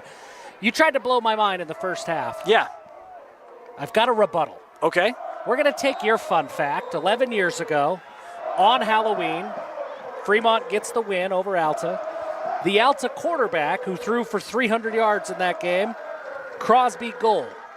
Okay. Quarterback coach for Alta tonight, Crosby Gold. Really? Spooky season's here, Dane. They're all these little twists and ties coming Whoa! back. Absolutely. Yeah, Crosby Gold, give a shout out to Coach Gold. His quarterback makes a great play on that last drive. Tucker Brown gets the big touchdown pass. You know, this is probably petty, but I wonder if there's a little extra motivation for him in this game, given that 11 years ago, this is where his season ended. Yeah, why not? Right? You know, and I think so. I think a little birdie may have told me he may be a Fremont area resident now, so coaching at Alta, but living here amongst the enemy. That's today. dedication. Fremont starting at their own 20, and that pass is off target. It just feels, Jeff, like something's not right with Tua Tagovailoa. Yeah, it does. It just seems, I don't know if it's the same. They were playing with his arm when he went out earlier in the first half, and I don't know if there's something there.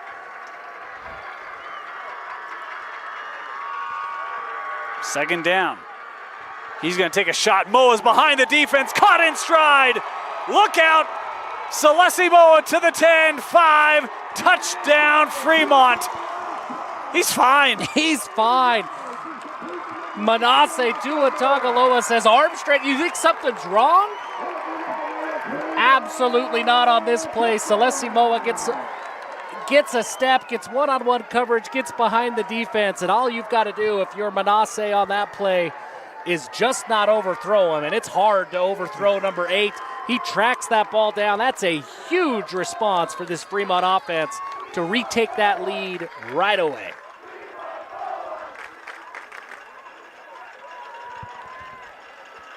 Point after and whistles here as that one kind of chipped. Would have set it up right on the green. In fact, did set it up on the green. Had a nice little backspin there, but we'll redo it here.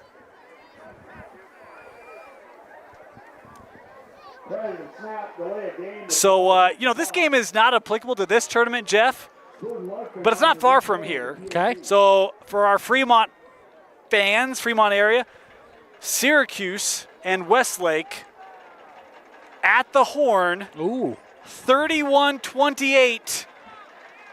Titans get the win over the Thunder. Congratulations to Syracuse advancing in the 6A state playoffs.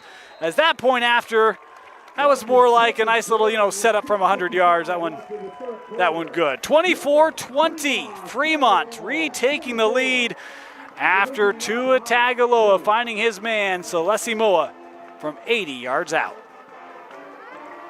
With a Tab Spend checking account, you earn big rewards. It's hard to not make a scene.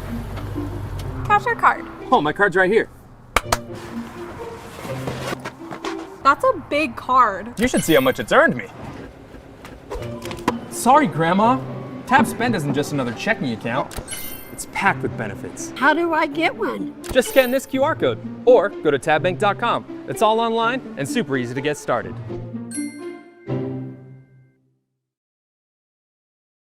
It's Halloween, Jeff. We talked about crazy things happening, a little half moon here. Good thing for Fremont, it's, they're the Silverwolves, not the werewolves, right? They don't have to worry about the full moon thing. I mean, we don't know. That's true. My werewolf knowledge comes strictly from, my Twilight? Michael J. Fox and Teen Wolf. I thought you were more of a Twilight guy, just looking at you. Definitely a Twilight guy. Were they werewolves? I think they were werewolves. Are they vampires? Well, there are vampires, but the vampires had to go against somebody. If it was just vampires versus human, advantage vampire. Well, wasn't that the whole point? She falls in love with a vampire, and now there's this inner conflict? Yeah, there was the love story, but somebody had to try to stop the vampires. What are the humans going to do? There's only so much silver in the world. If you can't tell, big fan. Big fan. I had posters on the wall. Big fan. We've got an injury here for Alta off of that return. We're going to step aside here. We'll be back. You're watching the second round of the 5A state playoffs on KSLSports.com. Vine is a modern American steakhouse with premium cuts of beef, sustainably farmed poultry and seafood, plus house-made desserts. There is something for everyone. Create an evening to remember at Hoof and Vine.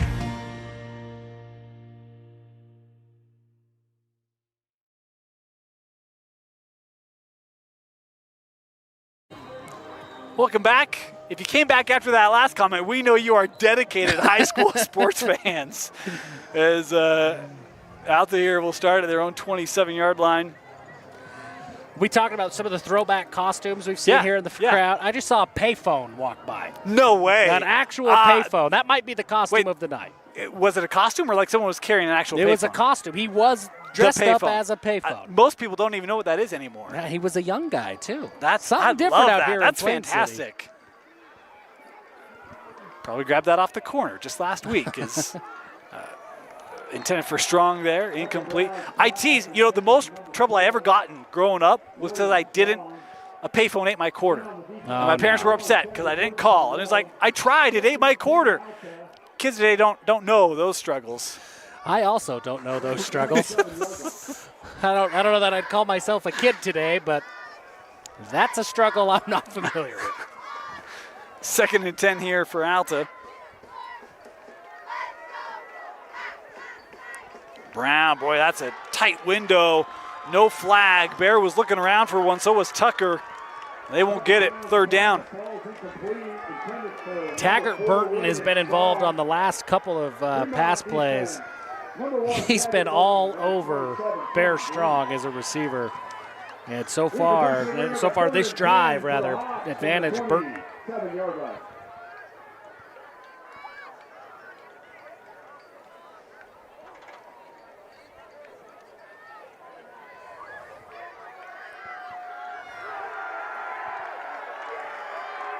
Fremont students trying to make some noise, cheer on their defense on this 3rd and 10.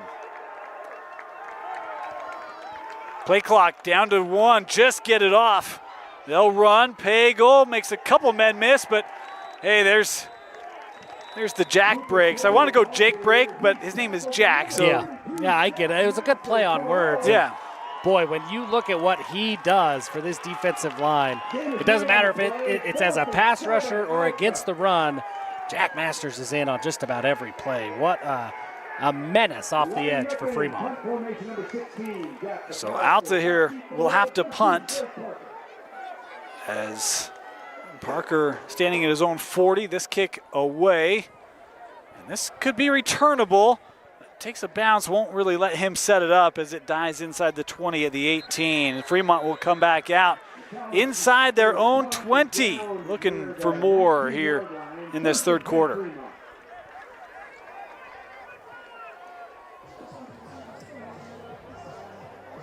It's a big drive for the Alta defense. Yes. I mean, we have seen how quickly Fremont could score. If they go up 2 scores, that's a big hole to climb to get that many stops, to get yourself back in the game. Just under 6 minutes left here in the third. You got to find a way to keep this a 1-score game into the fourth quarter if you're the Hawks.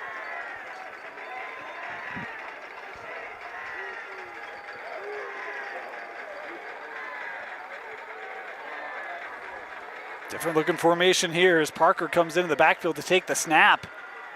He'll actually look to throw. Now he's going to run it. He's got some room in front of him. Nice play there by Slade Parker. He picks up 11. Creativity there for the Silverwolves. So after the big touchdown pass from Manasseh Tua-Tagovailoa, where we say, hey, everything's okay, Tua-Tagovailoa's on the sideline here. It is Calvin Cooper who was running that trick play. He motioned out as a receiver, but we've got an Alta player down here. We'll take a quick break. Well, no, they're up quickly. So we talked about the winner of this game would advance to the state playoffs. How about this? Brighton 49-8 over Granger last check. So it looks like the winner of this will take on the Brighton Bengals. Proximity score here, Westfield trailing Box Elder 35-7 last check in the 5A state playoffs. What's Cross and Olympus, familiar region foe for Alta? That's a 7-6 game advantage for the Wildcats, and Bountiful looking strong here in the second week of the playoffs, 21-0 over West Jordan. A couple 5A playoff scores to keep you updated on. it's a fun time. High school playoff football, it is as fun of a time as you're going to find in this sport. First down for Fremont. Parker, there's a flag coming in here, gonna go down. I'll tell you what, I've been really impressed today with Liam Rowley. The senior's been great. And he's been as close to unblockable as you can have. I'm fascinated by what we're seeing here from Coach Tua-Tagovailoa. We saw some of this in the playoffs last year from Fremont, where they went to it wasn't quite a 2-quarterback system, but 2 quarterbacks played. And you're seeing it here. Manasseh throws that big, long touchdown pass. He's standing on the sideline, seemingly itching to go into the game. But it's Calvin Cooper who's out there, and they're motioning into some of these different sets. Give Slade Parker some Wildcat opportunities. Coach Tua-Tagovailoa getting into his creativity bag on this drive. There's a holding penalty, makes it 1st and 20 here for Fremont. Will not change the personnel. As you see some of those Fremont receivers having to look into the sun as they're trying to get that call from their sideline. 5 seconds left on the play clock. They'll stay on the ground. Nice lane up the left side. Ooh, boy, 1 tackle away for Taylor Graham to reel off a big one, but gets all the penalty yards back and more here for Fremont. Yeah, when you have a guy who gets downhill like that, it doesn't matter who's playing quarterback. Give Taylor Graham a hole, he'll go find it. Second down. They'll go back to Graham, looking left side again. First down. That's a great block on the outside by Taggart Burton, really allowing that lane to open up, allow him to cut upfield. Yeah, and Graham is doing an excellent job of hitting that top gear quickly. It is one cut, he plants his foot, and he goes through the seam. Fremont trying to stay tempo with their backup quarterback in the game. On first down, Cooper. Back to throw, running out of time, trying to buy some. And we'll throw this the direction of Burton. Incomplete. We've got an Alta player down here on that far side. It might be Cole Albrecht. As we'll take a break here. Injury timeout on the field. We'll be back. You're watching the second round of the 5A state playoffs on KSLSports.com. This season and all year long, make your celebrations unforgettable at Carver's Steak and Seafood. From holiday parties to corporate events, family gatherings to school dances, Carver's is the perfect place to bring people together. Book your event today and treat your guests to fine dining, exceptional service, and memories that last long after the night ends. Carver's Steak and Seafood, where every celebration begins. Call 801-572-5177 to reserve your event today.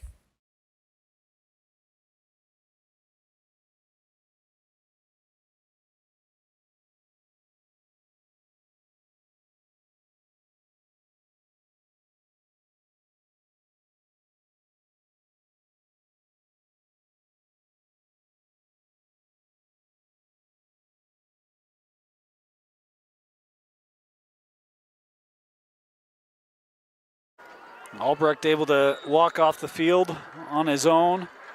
It's one of the things that's about this Alta defense with Albrecht and Rowley. They're both 6'4". I mean, they got great length on the outside of that defensive line.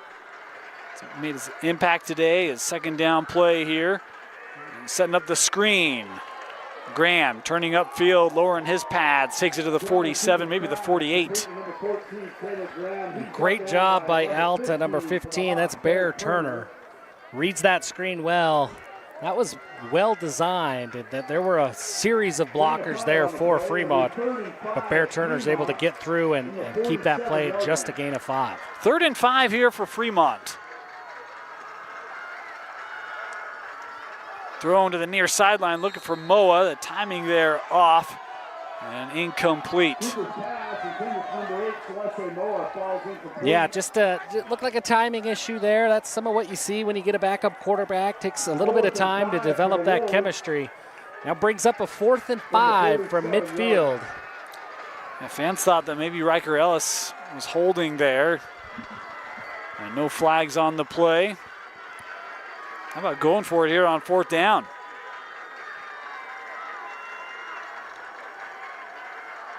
Flag down on the play. As boy, good looking run there from Calvin Cooper. The only question is, will it stand? It doesn't look like it. Yeah, I think there was an illegal shift or something. I call it a legal procedure. I think they had too many guys on the line of scrimmage. Does that change your mind if you're Coach Tua Tagovailoa at all? I think it has to. I mean, had a 4th and 5. We really haven't seen them unleash Cooper throwing the ball down the field. You're now looking at a 4th and 10.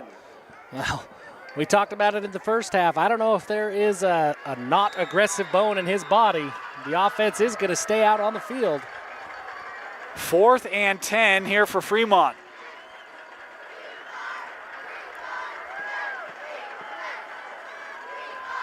Cooper has a man broken up on the play. Boy, that was Kaysen Torrey, the senior, coming in from that safety position. Timed it perfectly, Jeff, to break it up. Yeah, he did time that really well, and that's a huge stop for this Alta defense. It's only a 1-score game, 3 minutes to go in the 3rd quarter. And now Alta, they're picking up all the momentum here. They get plus field position. Boy, I was with you. I thought for sure after the penalty, 4th and 10, you probably look to punt. But Coach Tua Tagovailoa, he's got here. He's the 2 seed. He's done it aggressively all season long.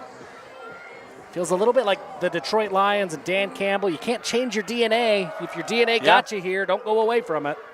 So Alta starting in Fremont territory at the 42. Brown, he's going to look deep. Thrown into coverage, and it's caught. What a grab inside the 10. It's 1st and goal Alta as it's Trevin Fabrizio. Great pass by Brown and better catch in double coverage by Fabrizio. In the sun. Oh my gosh. And there's a little sliver where that sun is right now, and he had to look through it. What Brings a it play. in. 1st and goal. Pagel in the backfield. And Brown looking, end zone, touchdown, Alta. Evan Ink with his first touchdown reception of the game. Man, and as quickly as they got the ball, Alta marches down the field and punches it into the end zone. They take the lead again, Dane.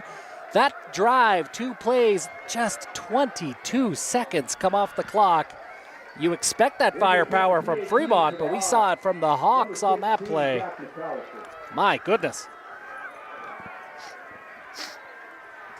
Point after try, up, and good. 27-24, Alta retaking the lead. The long ball to Torrey, and then finished off by Ink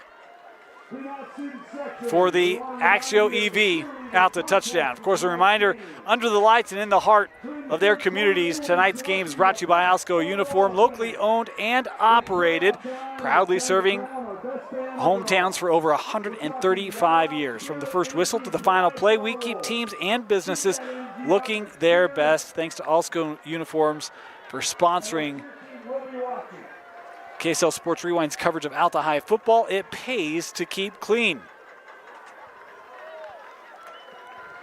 Well, and the story for me right now, Dane, is the health of Manasseh Tuatagaloa. Was that a wrinkle that brought Calvin Cooper onto the field, or is it going to be Cooper the rest of the way? I think it's going to be Cooper. Well, we may find out here as they come out, and it will be number 9 taken to the field. Again, Tuatagaloa, second quarter, they were kind of looking at his arm. Couldn't tell if it was elbow or wrist or forearm, but he will not come on here for this drive. And, of course, this Fremont team, all sorts of expectations. They had the big win week 1 against Weber. We do that game. They look unstoppable. The next week they go to take on Davis. They upset Davis on the road in overtime. You're thinking Fremont's one of the best teams in the state. Run into Corner Canyon, that happens. Had the upset loss to Farmington, where Moa didn't play, and really now being tested for one of the real first times in 5A at least. Their only losses are 6A, and boy, Alta's giving them a big battle here in this second round. Yeah, Alta giving them fits, and we talked about coming into this game that Alta had started to find their stride those last couple weeks of the season, certainly in the first round against Roy. Kept here by Cooper, looking left side, and kind of stood up there. Pick up about 2 on the carry. You know, and there's a mental component that when Manasseh is not the guy who trots out, that Alta sideline is like, hey, we've got the lead and we got an opportunity. This would be a big play for Cooper if he can pick up the first down. Inside 2 to go here in the third. Cooper throwing it for Moa, has him, caught, first down Fremont. I mean, we've talked about, Jeff, we talked earlier on Rewind, cheat codes. Celeste Moa is probably the best cheat code in the state. There's players down here on both sides. There's a lineman down for Fremont.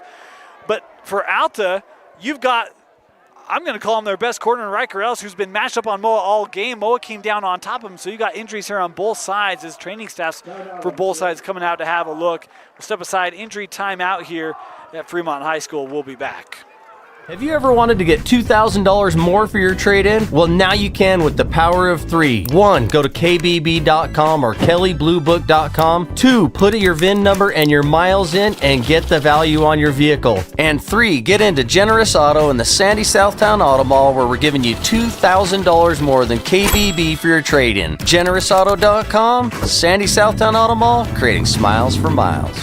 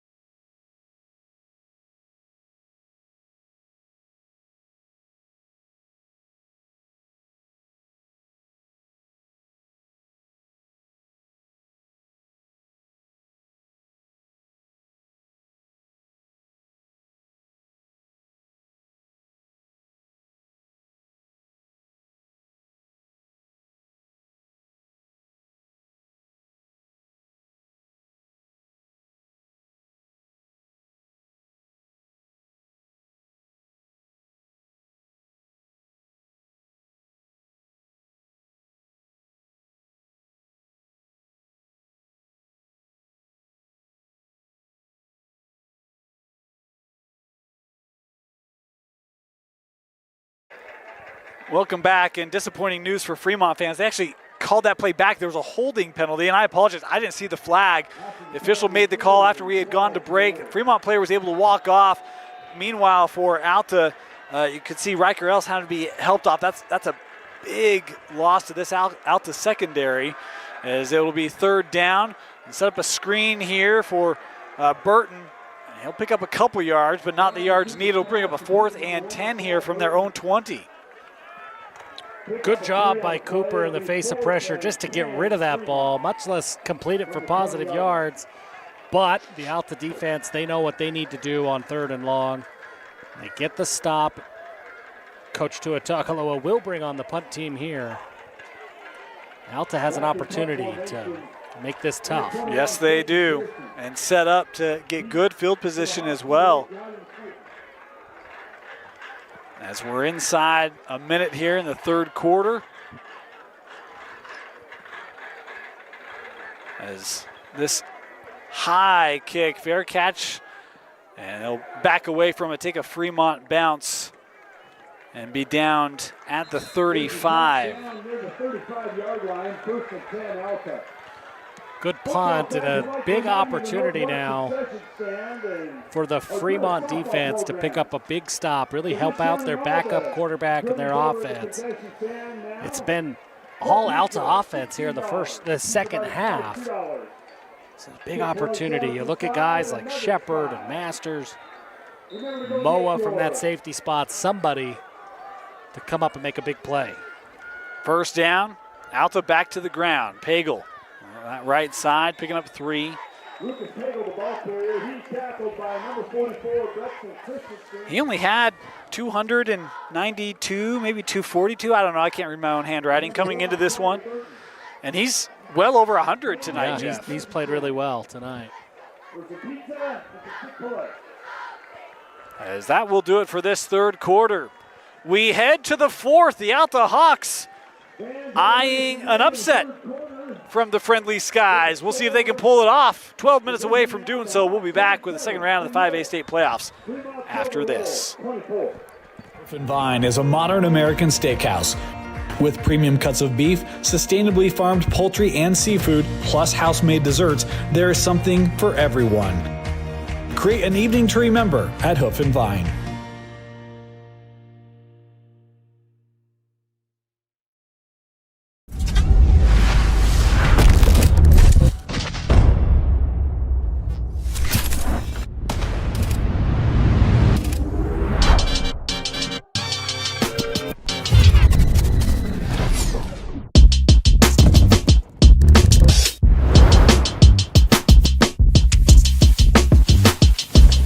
Get the latest Nordica skis and boots at the best ski shop in Utah, the Lift House.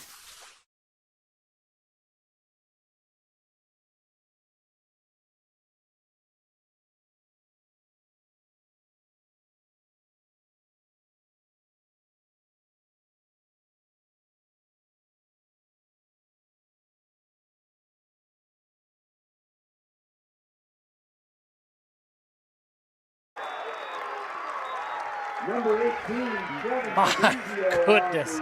Celeste Moa from his safety spot comes down, lays down the big hit.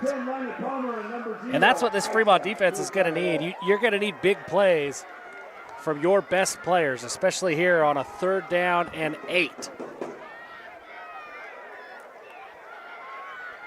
Got some word from the sideline, nothing official, but would be surprised to see Tua Tagovailoa come back in this game with what we had heard. Again, we don't want to spread rumors or speculate or any of that, but if what we heard is true, he would not be able to come back in this one. As a 3rd down, throw over the middle, Bear Strong with the reception. Fremont defense able to wrap him up for a gain of just 5. We'll bring up a 4th down here. Landon Palmer playing the linebacker spot there. Comes up with a big tackle. 4th and 5 for the Hawks. I would think that Alta punts this away, given how well that defense has played. I'm kind of curious if they go for it here. I mean, you feel confident in your offense. You feel confident in your defense. Tua Tagovailoa hasn't been out the last 2 series. You don't know what's happening, what is, what isn't, but I kind of feel like this is your opportunity to maybe go and take a game. We'll see. Had a heavy package out there. Fremont did not jump. And they will take a timeout here. So timeout, Alta. They'll think about what they want to do here. We'll be back with their decision.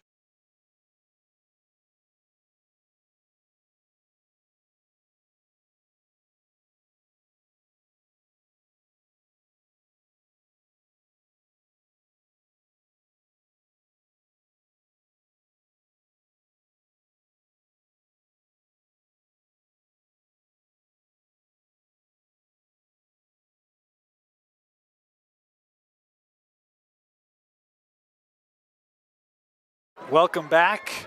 4th down, Alta here will punt. I think the right call here, Jeff. Yeah.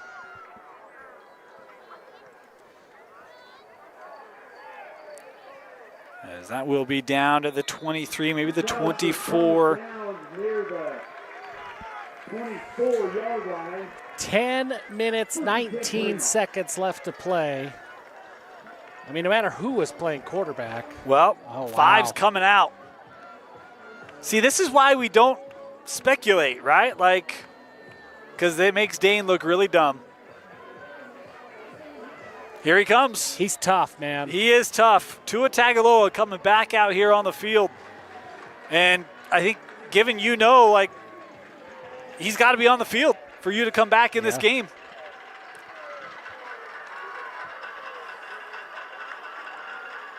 They'll run it on 1st down. Looking right side. Graham, nice lane. Able to take this up. Gain of 9 on the carry. And I think that's, if you're an Alta coach now, 9 on the play. can he make those throws? He had that big throw. That was the last throw he made. Big, deep throw downfield. But it was to Moa. perfect. And Online, it was beautiful. He struggled on those short throws. They'll run again on 1st down here. Graham with another big carry here. Gain of 11 is a late flag coming in. We saw that one, that pink just floating through this October night sky. Yeah, it looked like a game of badminton the way that the birdie just kind of flew up there, let everybody see it. And this one will come back. You know, whether he's healthy or not, if Graham's going to be able to run downhill like he has on these last couple of drives, that's going to help. Yep. Another penalty here on Fremont. This is not making the home side fans of the officials tonight. Been a few calls they haven't agreed with. I'm shocked that the home team doesn't like the calls against them. Yeah. It's a little surprising. You know, it's universal, though. I mean, I was down in Tempe last week and had the same experience there. The home fans didn't like the officiating. Weird. I know. Who would have thunk? 1st and 15 here. Graham up the middle. Keeps on going. Man, took a licking near the end there, too, and a flag coming in at the end. I think this will be an extra 15 tacked on for Fremont. That should draw some claps on the home side, right? I would think so. I think they wanted a face mask along the way, and then probably the could have flag comes gotten in one. late. Probably could have got a couple of personal fouls here. And they get the face mask. So that will help Fremont out. Would have been close to the 1st down. Here they will easily get it and cross midfield. And it has been Graham doing the lion's share from his running back position to start this drive. And no Celesi Moa on the field for Fremont. They'll run again.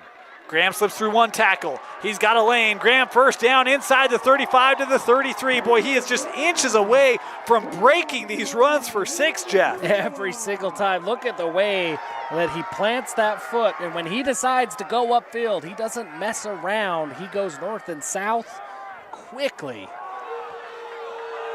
And now Alta rally going to come out here, be attended to. Official timeout. We will step aside for the injury. Be back. Fremont on the drive, trying to retake the lead here in the 2nd round of the state playoffs.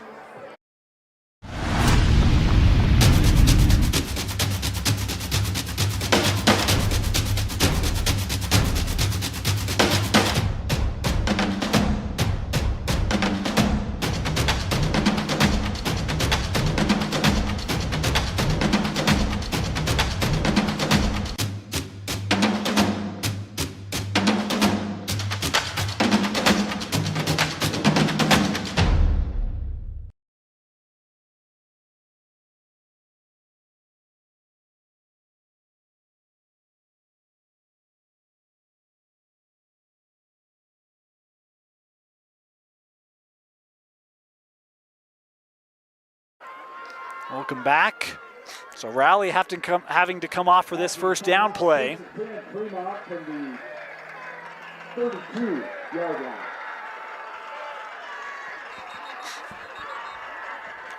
And now we'll stop it here near side. Boy, there have been a lot of stoppages tonight. Injuries and penalties. Yeah, I think what it is maybe the ref just he doesn't want to quite go trick-or-treating yet. Well, the sun's setting. I mean, it's almost time. Can't leave that candy bucket out in front of my house much longer. It's going to be all gone. First down. Tua Tagovailoa looking for Moa. Ooh, incomplete. He got hands on it. Double coverage there. I like the no call. There was some hand fighting and jockeying going both ways there. I think that's a good no call. That was the first pass we've seen from Tua Tagovailoa. Yep. It certainly looked Looked okay. good. Second down. They'll go back to the ground. Graham turning inside, able to surge ahead for a gain of 8. 7. Fremont still Graham, the ball carrier. And I think that Alta is feeling the absence of Cole Albrecht, their big defensive end, UNLV commit. He plays such an important role in this rush defense. To not have him on the field is a big deal.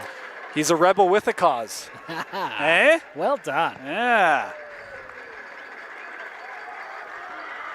Graham, boy, able to just miss out on losing a couple yards. Instead, it's just a loss of 1, and now fourth down and decision here for Coach Tua Tagovailoa. I think this is an easy decision for Coach Nate. Some of the calls we've seen tonight, I think 4th and 4 inside the Alta 30. This is a quick one. Big play for both teams. They've got to get to the 23-yard line to move the sticks. Tua Tagovailoa looking, thought about it, has a man, caught, and it's a first down. Slade Parker going up to reel this in. What an impressive catch by Slade Parker to go up and get that ball. Tua Tagovailoa throws it up there, says go make a play, and there's another Alta guy down. But Slade Parker moves the chains on 4th and 4. Huge play for the Silverwolves. Another injury timeout. Another Alta player down. We'll step aside, be back here as Fremont will have 1st and 10 at the 14 after this. Have you ever wanted to get $2,000 more for your trade-in? Well, now you can with the power of 3. 1. Go to kbb.com or kellybluebook.com. 2. Put your VIN number and your miles in and get the value on your vehicle. Or 3. Get into Axio EV in the Sandy Southtown Auto Mall, where we're giving you $2,000 more than Kelly Blue Book for your trade-in. AxioEV.com, creating smiles for miles.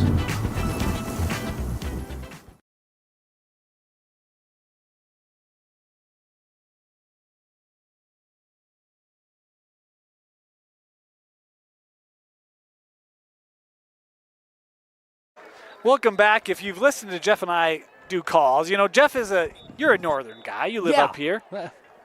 So this is your neck of the woods. You really have no excuse on this question. Yeah. I know where you're going, and Food. You're going to be real disappointed in this answer. So out here, and I say this with as much respect as I can, as one of you Fremont people, see that Maverick over there? Yes. That's probably your best bet within this vicinity. There's also a Sinclair to the south. It's about all that's out here. Oh, Jeff. Come on. First down. They'll run. Graham. We'll pick up a couple here. I mean, that was okay to go regionally. It doesn't have to be in Plain City. I just you gotta drive a little ways to get to really anywhere. There are some taco trucks just to the north that are really good. There's a breakfast place just to the south that's solid, but there's not a lot out here. They'll run on second down. Graham. Alta is starting to maybe get attuned to the cause here as they limit that gain to just a couple. Bring up a 3rd and 6 here for Fremont. Certainly in field goal territory. Now what is out here though? Green Acres Corn Maze. They bring in some barbecue. They close today, so you can't go. But next year. Tua Tagovailoa looking to the back of the end zone. It's caught by Parker. Touchdown, Fremont. What a gutsy throw by Tua Tagovailoa. He throws it into traffic and trusts his guy to go make a play. Slade Parker. That was the Slade Parker drive. He comes down with the catch, gets a foot down before he trots out of the back of the end zone for the go-ahead score with 6 minutes and 49 seconds to play. What a catch. Great throw as well as the point after up. Good. 31-27. Fremont retaking the lead here with 6:50 to go in the fourth. Alta will get it when we come back.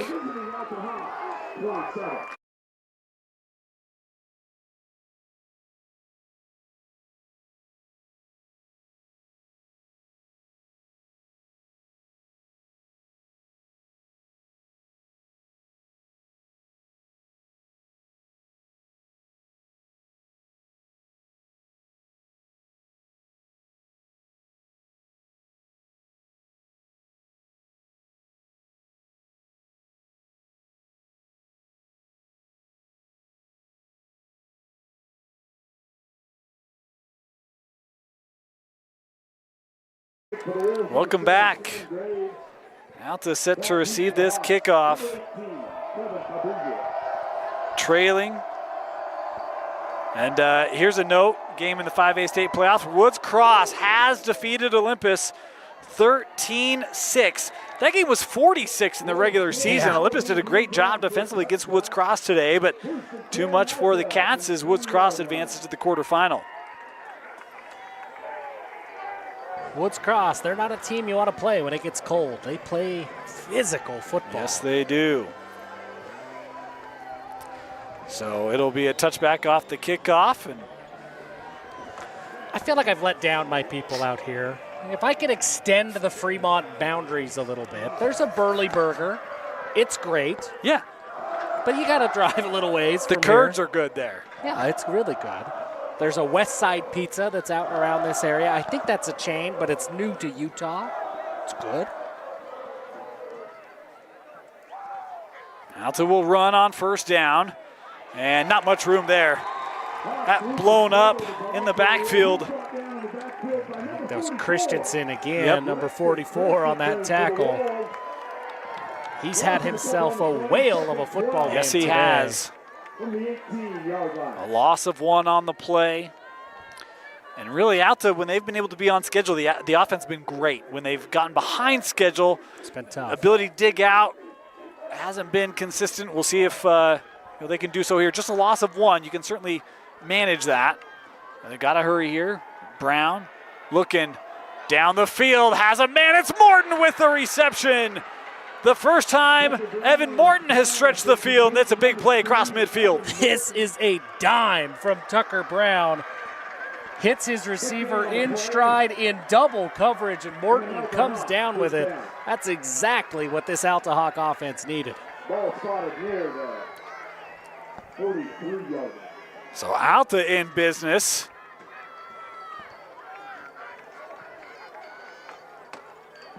As field goal won't do them any good. They've got to get to the end zone, 43 yards away here from retaking the lead. They'll stay on the ground here. Pagel hit by Christensen after a gain of 5. Alta sideline, I think they wanted a face mask or something, but I believe the play had been blown dead already. It has gotten brisk, Jeff. Yeah. I'm feeling really good about my choices I now. finally feel appropriately dressed.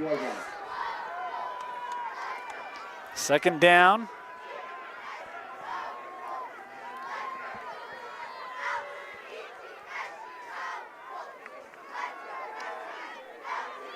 That screen taken away, and Brown just has to eat it. Receiver was there. Yeah, Pagel design, or screen designed for Pagel. some grumblings up from the sideline. I think you see that, that turf it into the ground. You want that to be grounding, but no, that's receiver's right there. That's a good play by Tucker Brown to have the awareness to know where his guy is and escape danger. 3rd down.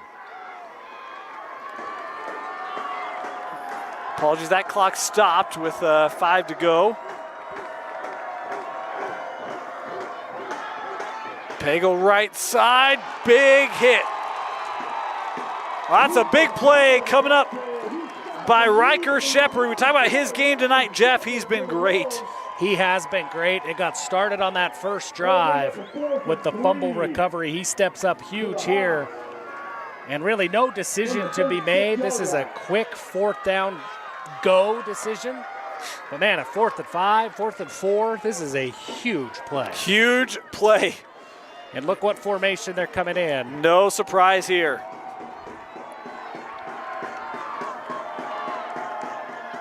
Pagel looking left, doesn't have the lane. The Fremont defense gets the stand. A couple of Silverwolves were there. Moa was one of them, Mathis Bell the other. Celesi Moa from the safety spot. He sees that heavy formation come in, and he immediately reads it. He says, we've seen this 10 times today. I know where this ball is going. And he simply beats Pagel to the spot and comes up with an enormous 4th down stop. Now all the pressure's on this Alta defense. So now the question is, if you're Fremont, can you establish the ground game enough, get a couple 1st downs to run this clock out? Alta needing to get a stop here. 1st and 10 Fremont. Fremont has 3 timeouts. Alta with just the 2. As you can see, trying to stay inbound and does on that run. But a gain of maybe 1 there. And a really good play by big number 99, Lisiati Fevaliaki, to get a hold of Graham. Graham had a full head of steam, and Fevaliaki comes up with a big tackle. They've got plenty of time on the play clock here. They will snap this. Tua Tagovailoa thought about it. Now gonna run it. Looking near side, and Tua Tagovailoa trying to stay in play, does. Able to pick up about 7 there. We'll set up a 3rd and 2 here for Fremont. Yeah, and a great read by Tua Tagovailoa to tuck it and go pick up what he can. Steven Tua did a great job on pursuit, getting to Tua Tagovailoa behind the chains.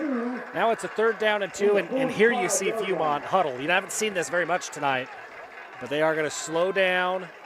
Yeah, I was surprised they snapped that. There were still like 21 seconds on the play clock there. But you look at your DNA, right? Again, it is. Yep. Stay with who you are. 3rd and 2 here. Stop here for Alta would be huge as we're inside 3 minutes. Play clock down to 5. Manasseh will keep it. No, yes he does, and able to just stretch ahead and pick up that 1st down. The helmet came off there for Manasseh. He'll have to come off the field. I mean, that's a huge 1st down, goes without saying. The second effort by Tua Tagovailoa to keep going. We have another injury here on the field. We'll stop the clock. They'll come out, have a look. We'll step aside, be back here. 1st down, Fremont after this. With a tab spend checking account, you earn big rewards. It's hard to not make a scene. Cash your card. Oh, my card's right here. That's a big card. You should see how much it's earned me. Sorry, Grandma. Tab Spend isn't just another checking account. It's packed with benefits. How do I get one? Just scan this QR code or go to tabbank.com. It's all online and super easy to get started.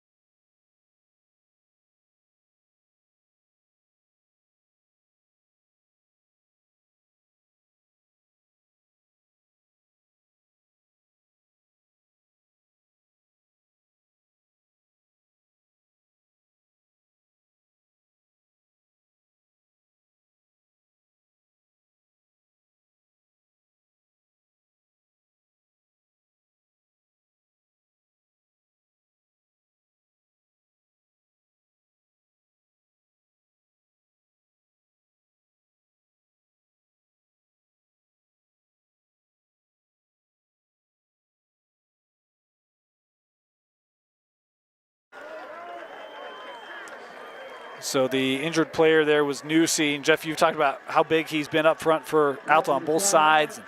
They'll miss him here on this first down play. And look, it's tough. He's listed again. It's 332 pounds.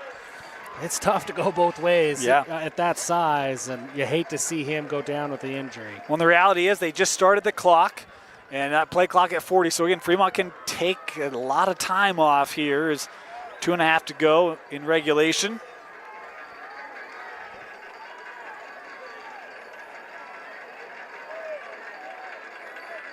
Cooper in because Tua Tagovailoa's helmet came off. Throws out. Boy, I like this play. Out to Moa. Got to stay in. He doesn't. But I like that. Everyone's thinking run. They're planning run. You give him a safe throw. Get it to your athlete. I like that call. Yeah, let him go make a play. Clock stops at 2:06. Moa picks up 7 on the play. And Tua Tagovailoa now comes back into the game.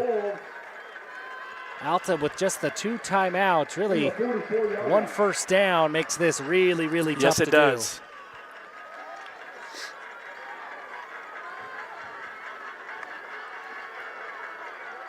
They'll run.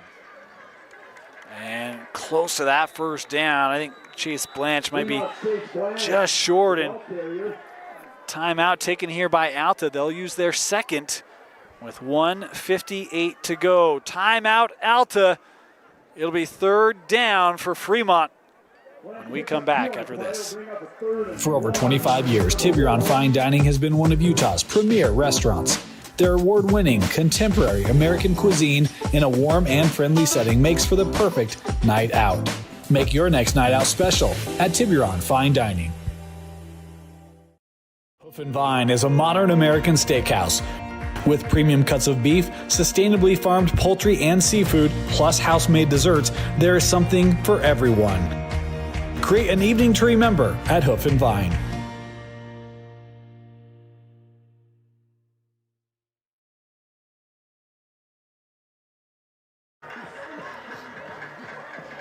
Third and 1 for Fremont. Out to trying to get a stop, get that ball back. The Hawks have one more timeout, so they could stop it if they are able to limit Fremont here. But if Fremont gets a first down, Jeff, math is going to math. It looks really good for the home team. Yeah, 1 first down, and this effectively ends it. And knowing this Fremont team, if you get the stop here, you got to turn around and get another one. Ooh. Oh, and movement up front. Well, that's exactly what Alta needed. We'll back Fremont up, make it 3rd and 6 instead of the 3rd and 1. Yeah, that's tough, and they motion Tua Tagovailoa out, and it's Slade Parker who's taking that snap. And that's just tough when you hear that different cadence. The offensive line jumps, and now that's a huge penalty. Alta. Yeah. They'll keep Tua Tagovailoa here out wide. Parker and Blanche in the backfield for Fremont.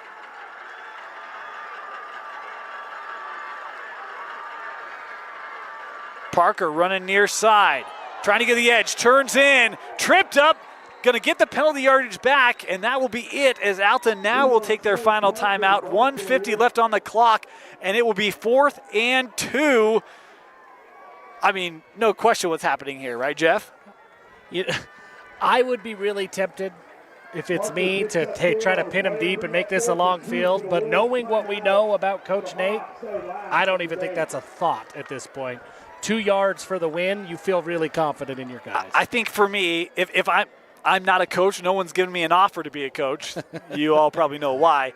I'm going for this. I'm like, guys, we're the 2 seed. We're at home. Like, we've been this team all year. Go get it. And, if we're the better team and we think we're the better team, we're going to go take it.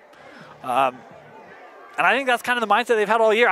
I'd go for this. Yeah, it's 100% who this Fremont team is if there's ever a question of what do, err on the side of aggression. And that's what they do. They will go for it. 4th and 2 for Fremont. Parker looking for a seam, doesn't have it. Alta gets the stop. 1:45 left, and it's Alta Hawk football. And you see it, they go to that Wildcat again, and it's Slade Parker, but Alta, they know he's not throwing the ball. Just find the lane, string it out long enough to let somebody come and make a play. And that Alta defense, they step up big.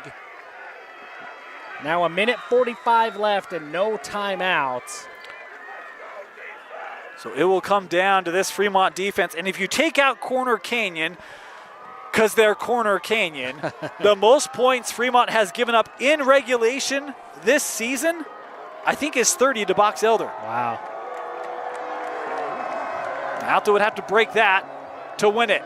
Brown throws this to Pagel. Pushed out of bounds after a gain of about 6. And now for Fremont, you look at what they've got on that side of the ball. Slade Parker and Celeste Moa in the back end of that defense. You know Alta has to push the ball downfield. Those two, they got to be licking their chops and an opportunity to make a big game-sealing play. Empty backfield on second down. Brown, quick throw over the middle, caught. Evan Morton trying to get wide. No, he's going to turn back to the middle. He's got this to the 38-yard line. It was a heck of a catch by Morton. Yes. Tucker Brown threw that ball with some heat, and Morton goes out and snatches it out of the air. That was a heck of a play. You see Alta to the line of scrimmage here quickly to snap it and clock it. We'll stop it with 1:25 left. Tucker Brown spikes the football. No timeouts left for Alta. 3 timeouts left for Fremont. 10 for the Hawks. The winner to advance to take on the 7th-seeded Brighton Bengals in the quarterfinal.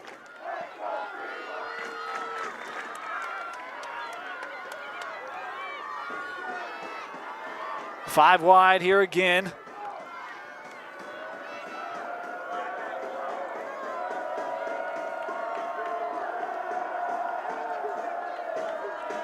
Brown looking deep for Fabrizio, incomplete, and a flag comes in. The home crowd doesn't like it, but you see that call so often, that deep ball down the sideline when it's underthrown and the receiver can't go back to get it. If that defender doesn't turn around and get his head, that ref is going to throw that 100% of the time. And Alta's going to pick up the penalty yardage here and have a shot at this one, Dane. It's a smart throw by Tucker Brown, right? You've got single coverage on the outside. You're trying to get your receiver over the top, and if you throw that just slightly, you know there's going to be an opportunity for contact. You're going to force a decision to be made. 15 yards, moves Alta to the 23. Brown trying to buy some time. Will toss this over the top, incomplete. Kind of between a couple of receivers downfield, and maybe fortunate on that play. There was a lot of contact. You could have maybe had a hold in the backfield. You could have maybe had a pass interference in the end zone. It's the playoffs, man. There's a minute left. Everybody. Playoffs? This is wild. Seems like there were 22 guys almost down on the ground on that play. Yeah. This is fun. Second down for Tucker Brown. As strong, caught. First down for Bear. Boy, he looked like he wanted to pitch that, didn't he? Why not? Why not? He thought he had a trailer with him. I think he did want to pitch it. Alta going to get on the ball and clock it. As we're inside a minute. There it is. I'll stop the clock. 56 seconds left, second and goal. Well, Dane, people thought we were crazy when we said, hey, the 15-2, that's the game of the week. Hey. We're not so crazy. High five. We're not so crazy. It's been a great one. We're not crazy. They're crazy. That's right. Second and goal. Alta trying to stun 5A would be a major upset. Bootleg. Back of the end zone. Will dump it underneath, incomplete. Boy, I thought that he had Ayink in the back of the end zone open. Just Didn't see him. I think so. I think that 14, it was the high route, and it broke a little bit late, but he had his guy. If Tucker Brown could have seen him, the pressure was coming from that far side. Would have to buy just an extra second, right, if he could have found a way to do that. 3rd down.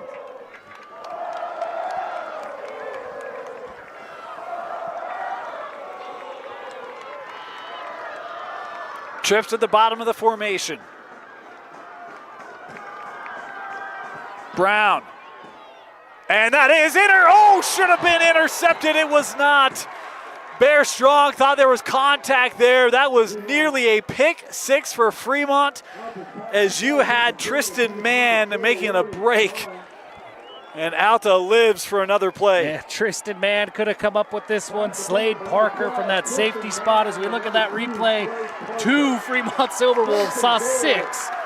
And the game winner. Here's your ball game.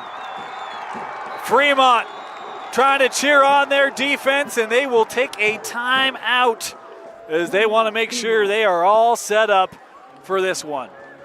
What a game, Jeff, What a game. My goodness, this is what you want out of playoff football. For one of these teams, season ends tonight. What has stood out to you about the 2 performances we've seen from these 2 teams tonight? The fight, the grittiness from both of these teams. You look at that Alta team, they come in as the 15 seed. Season maybe hasn't gone as they wanted to, but they never quit. You have all the opportunities still in front of you. Maybe the path is tough. You got to come up here, take on the 2 seed. But Alta kept fighting. And then you look at the resiliency on Fremont. They keep falling down. They're dealing with injuries. Their quarterbacks are coming in and out. Yet they keep fighting in the 4th quarter, come up with big plays when they need to. The toughness and the grittiness from both of these sidelines, it's what makes high school football so special. These guys aren't getting paid. Most of these guys, if their season ends today, that's it. That's their football career.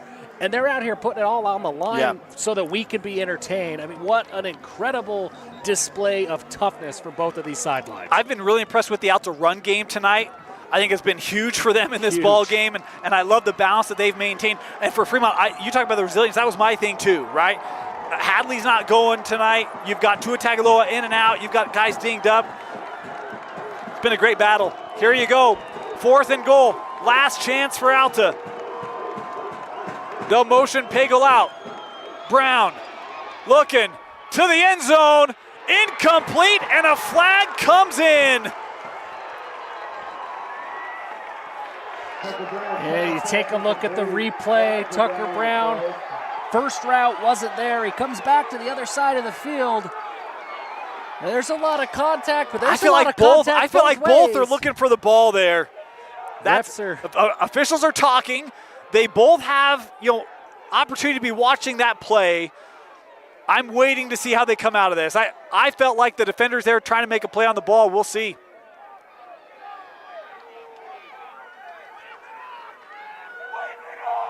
We'll get a sense watching the Alta reaction. It's going to be a pass interference.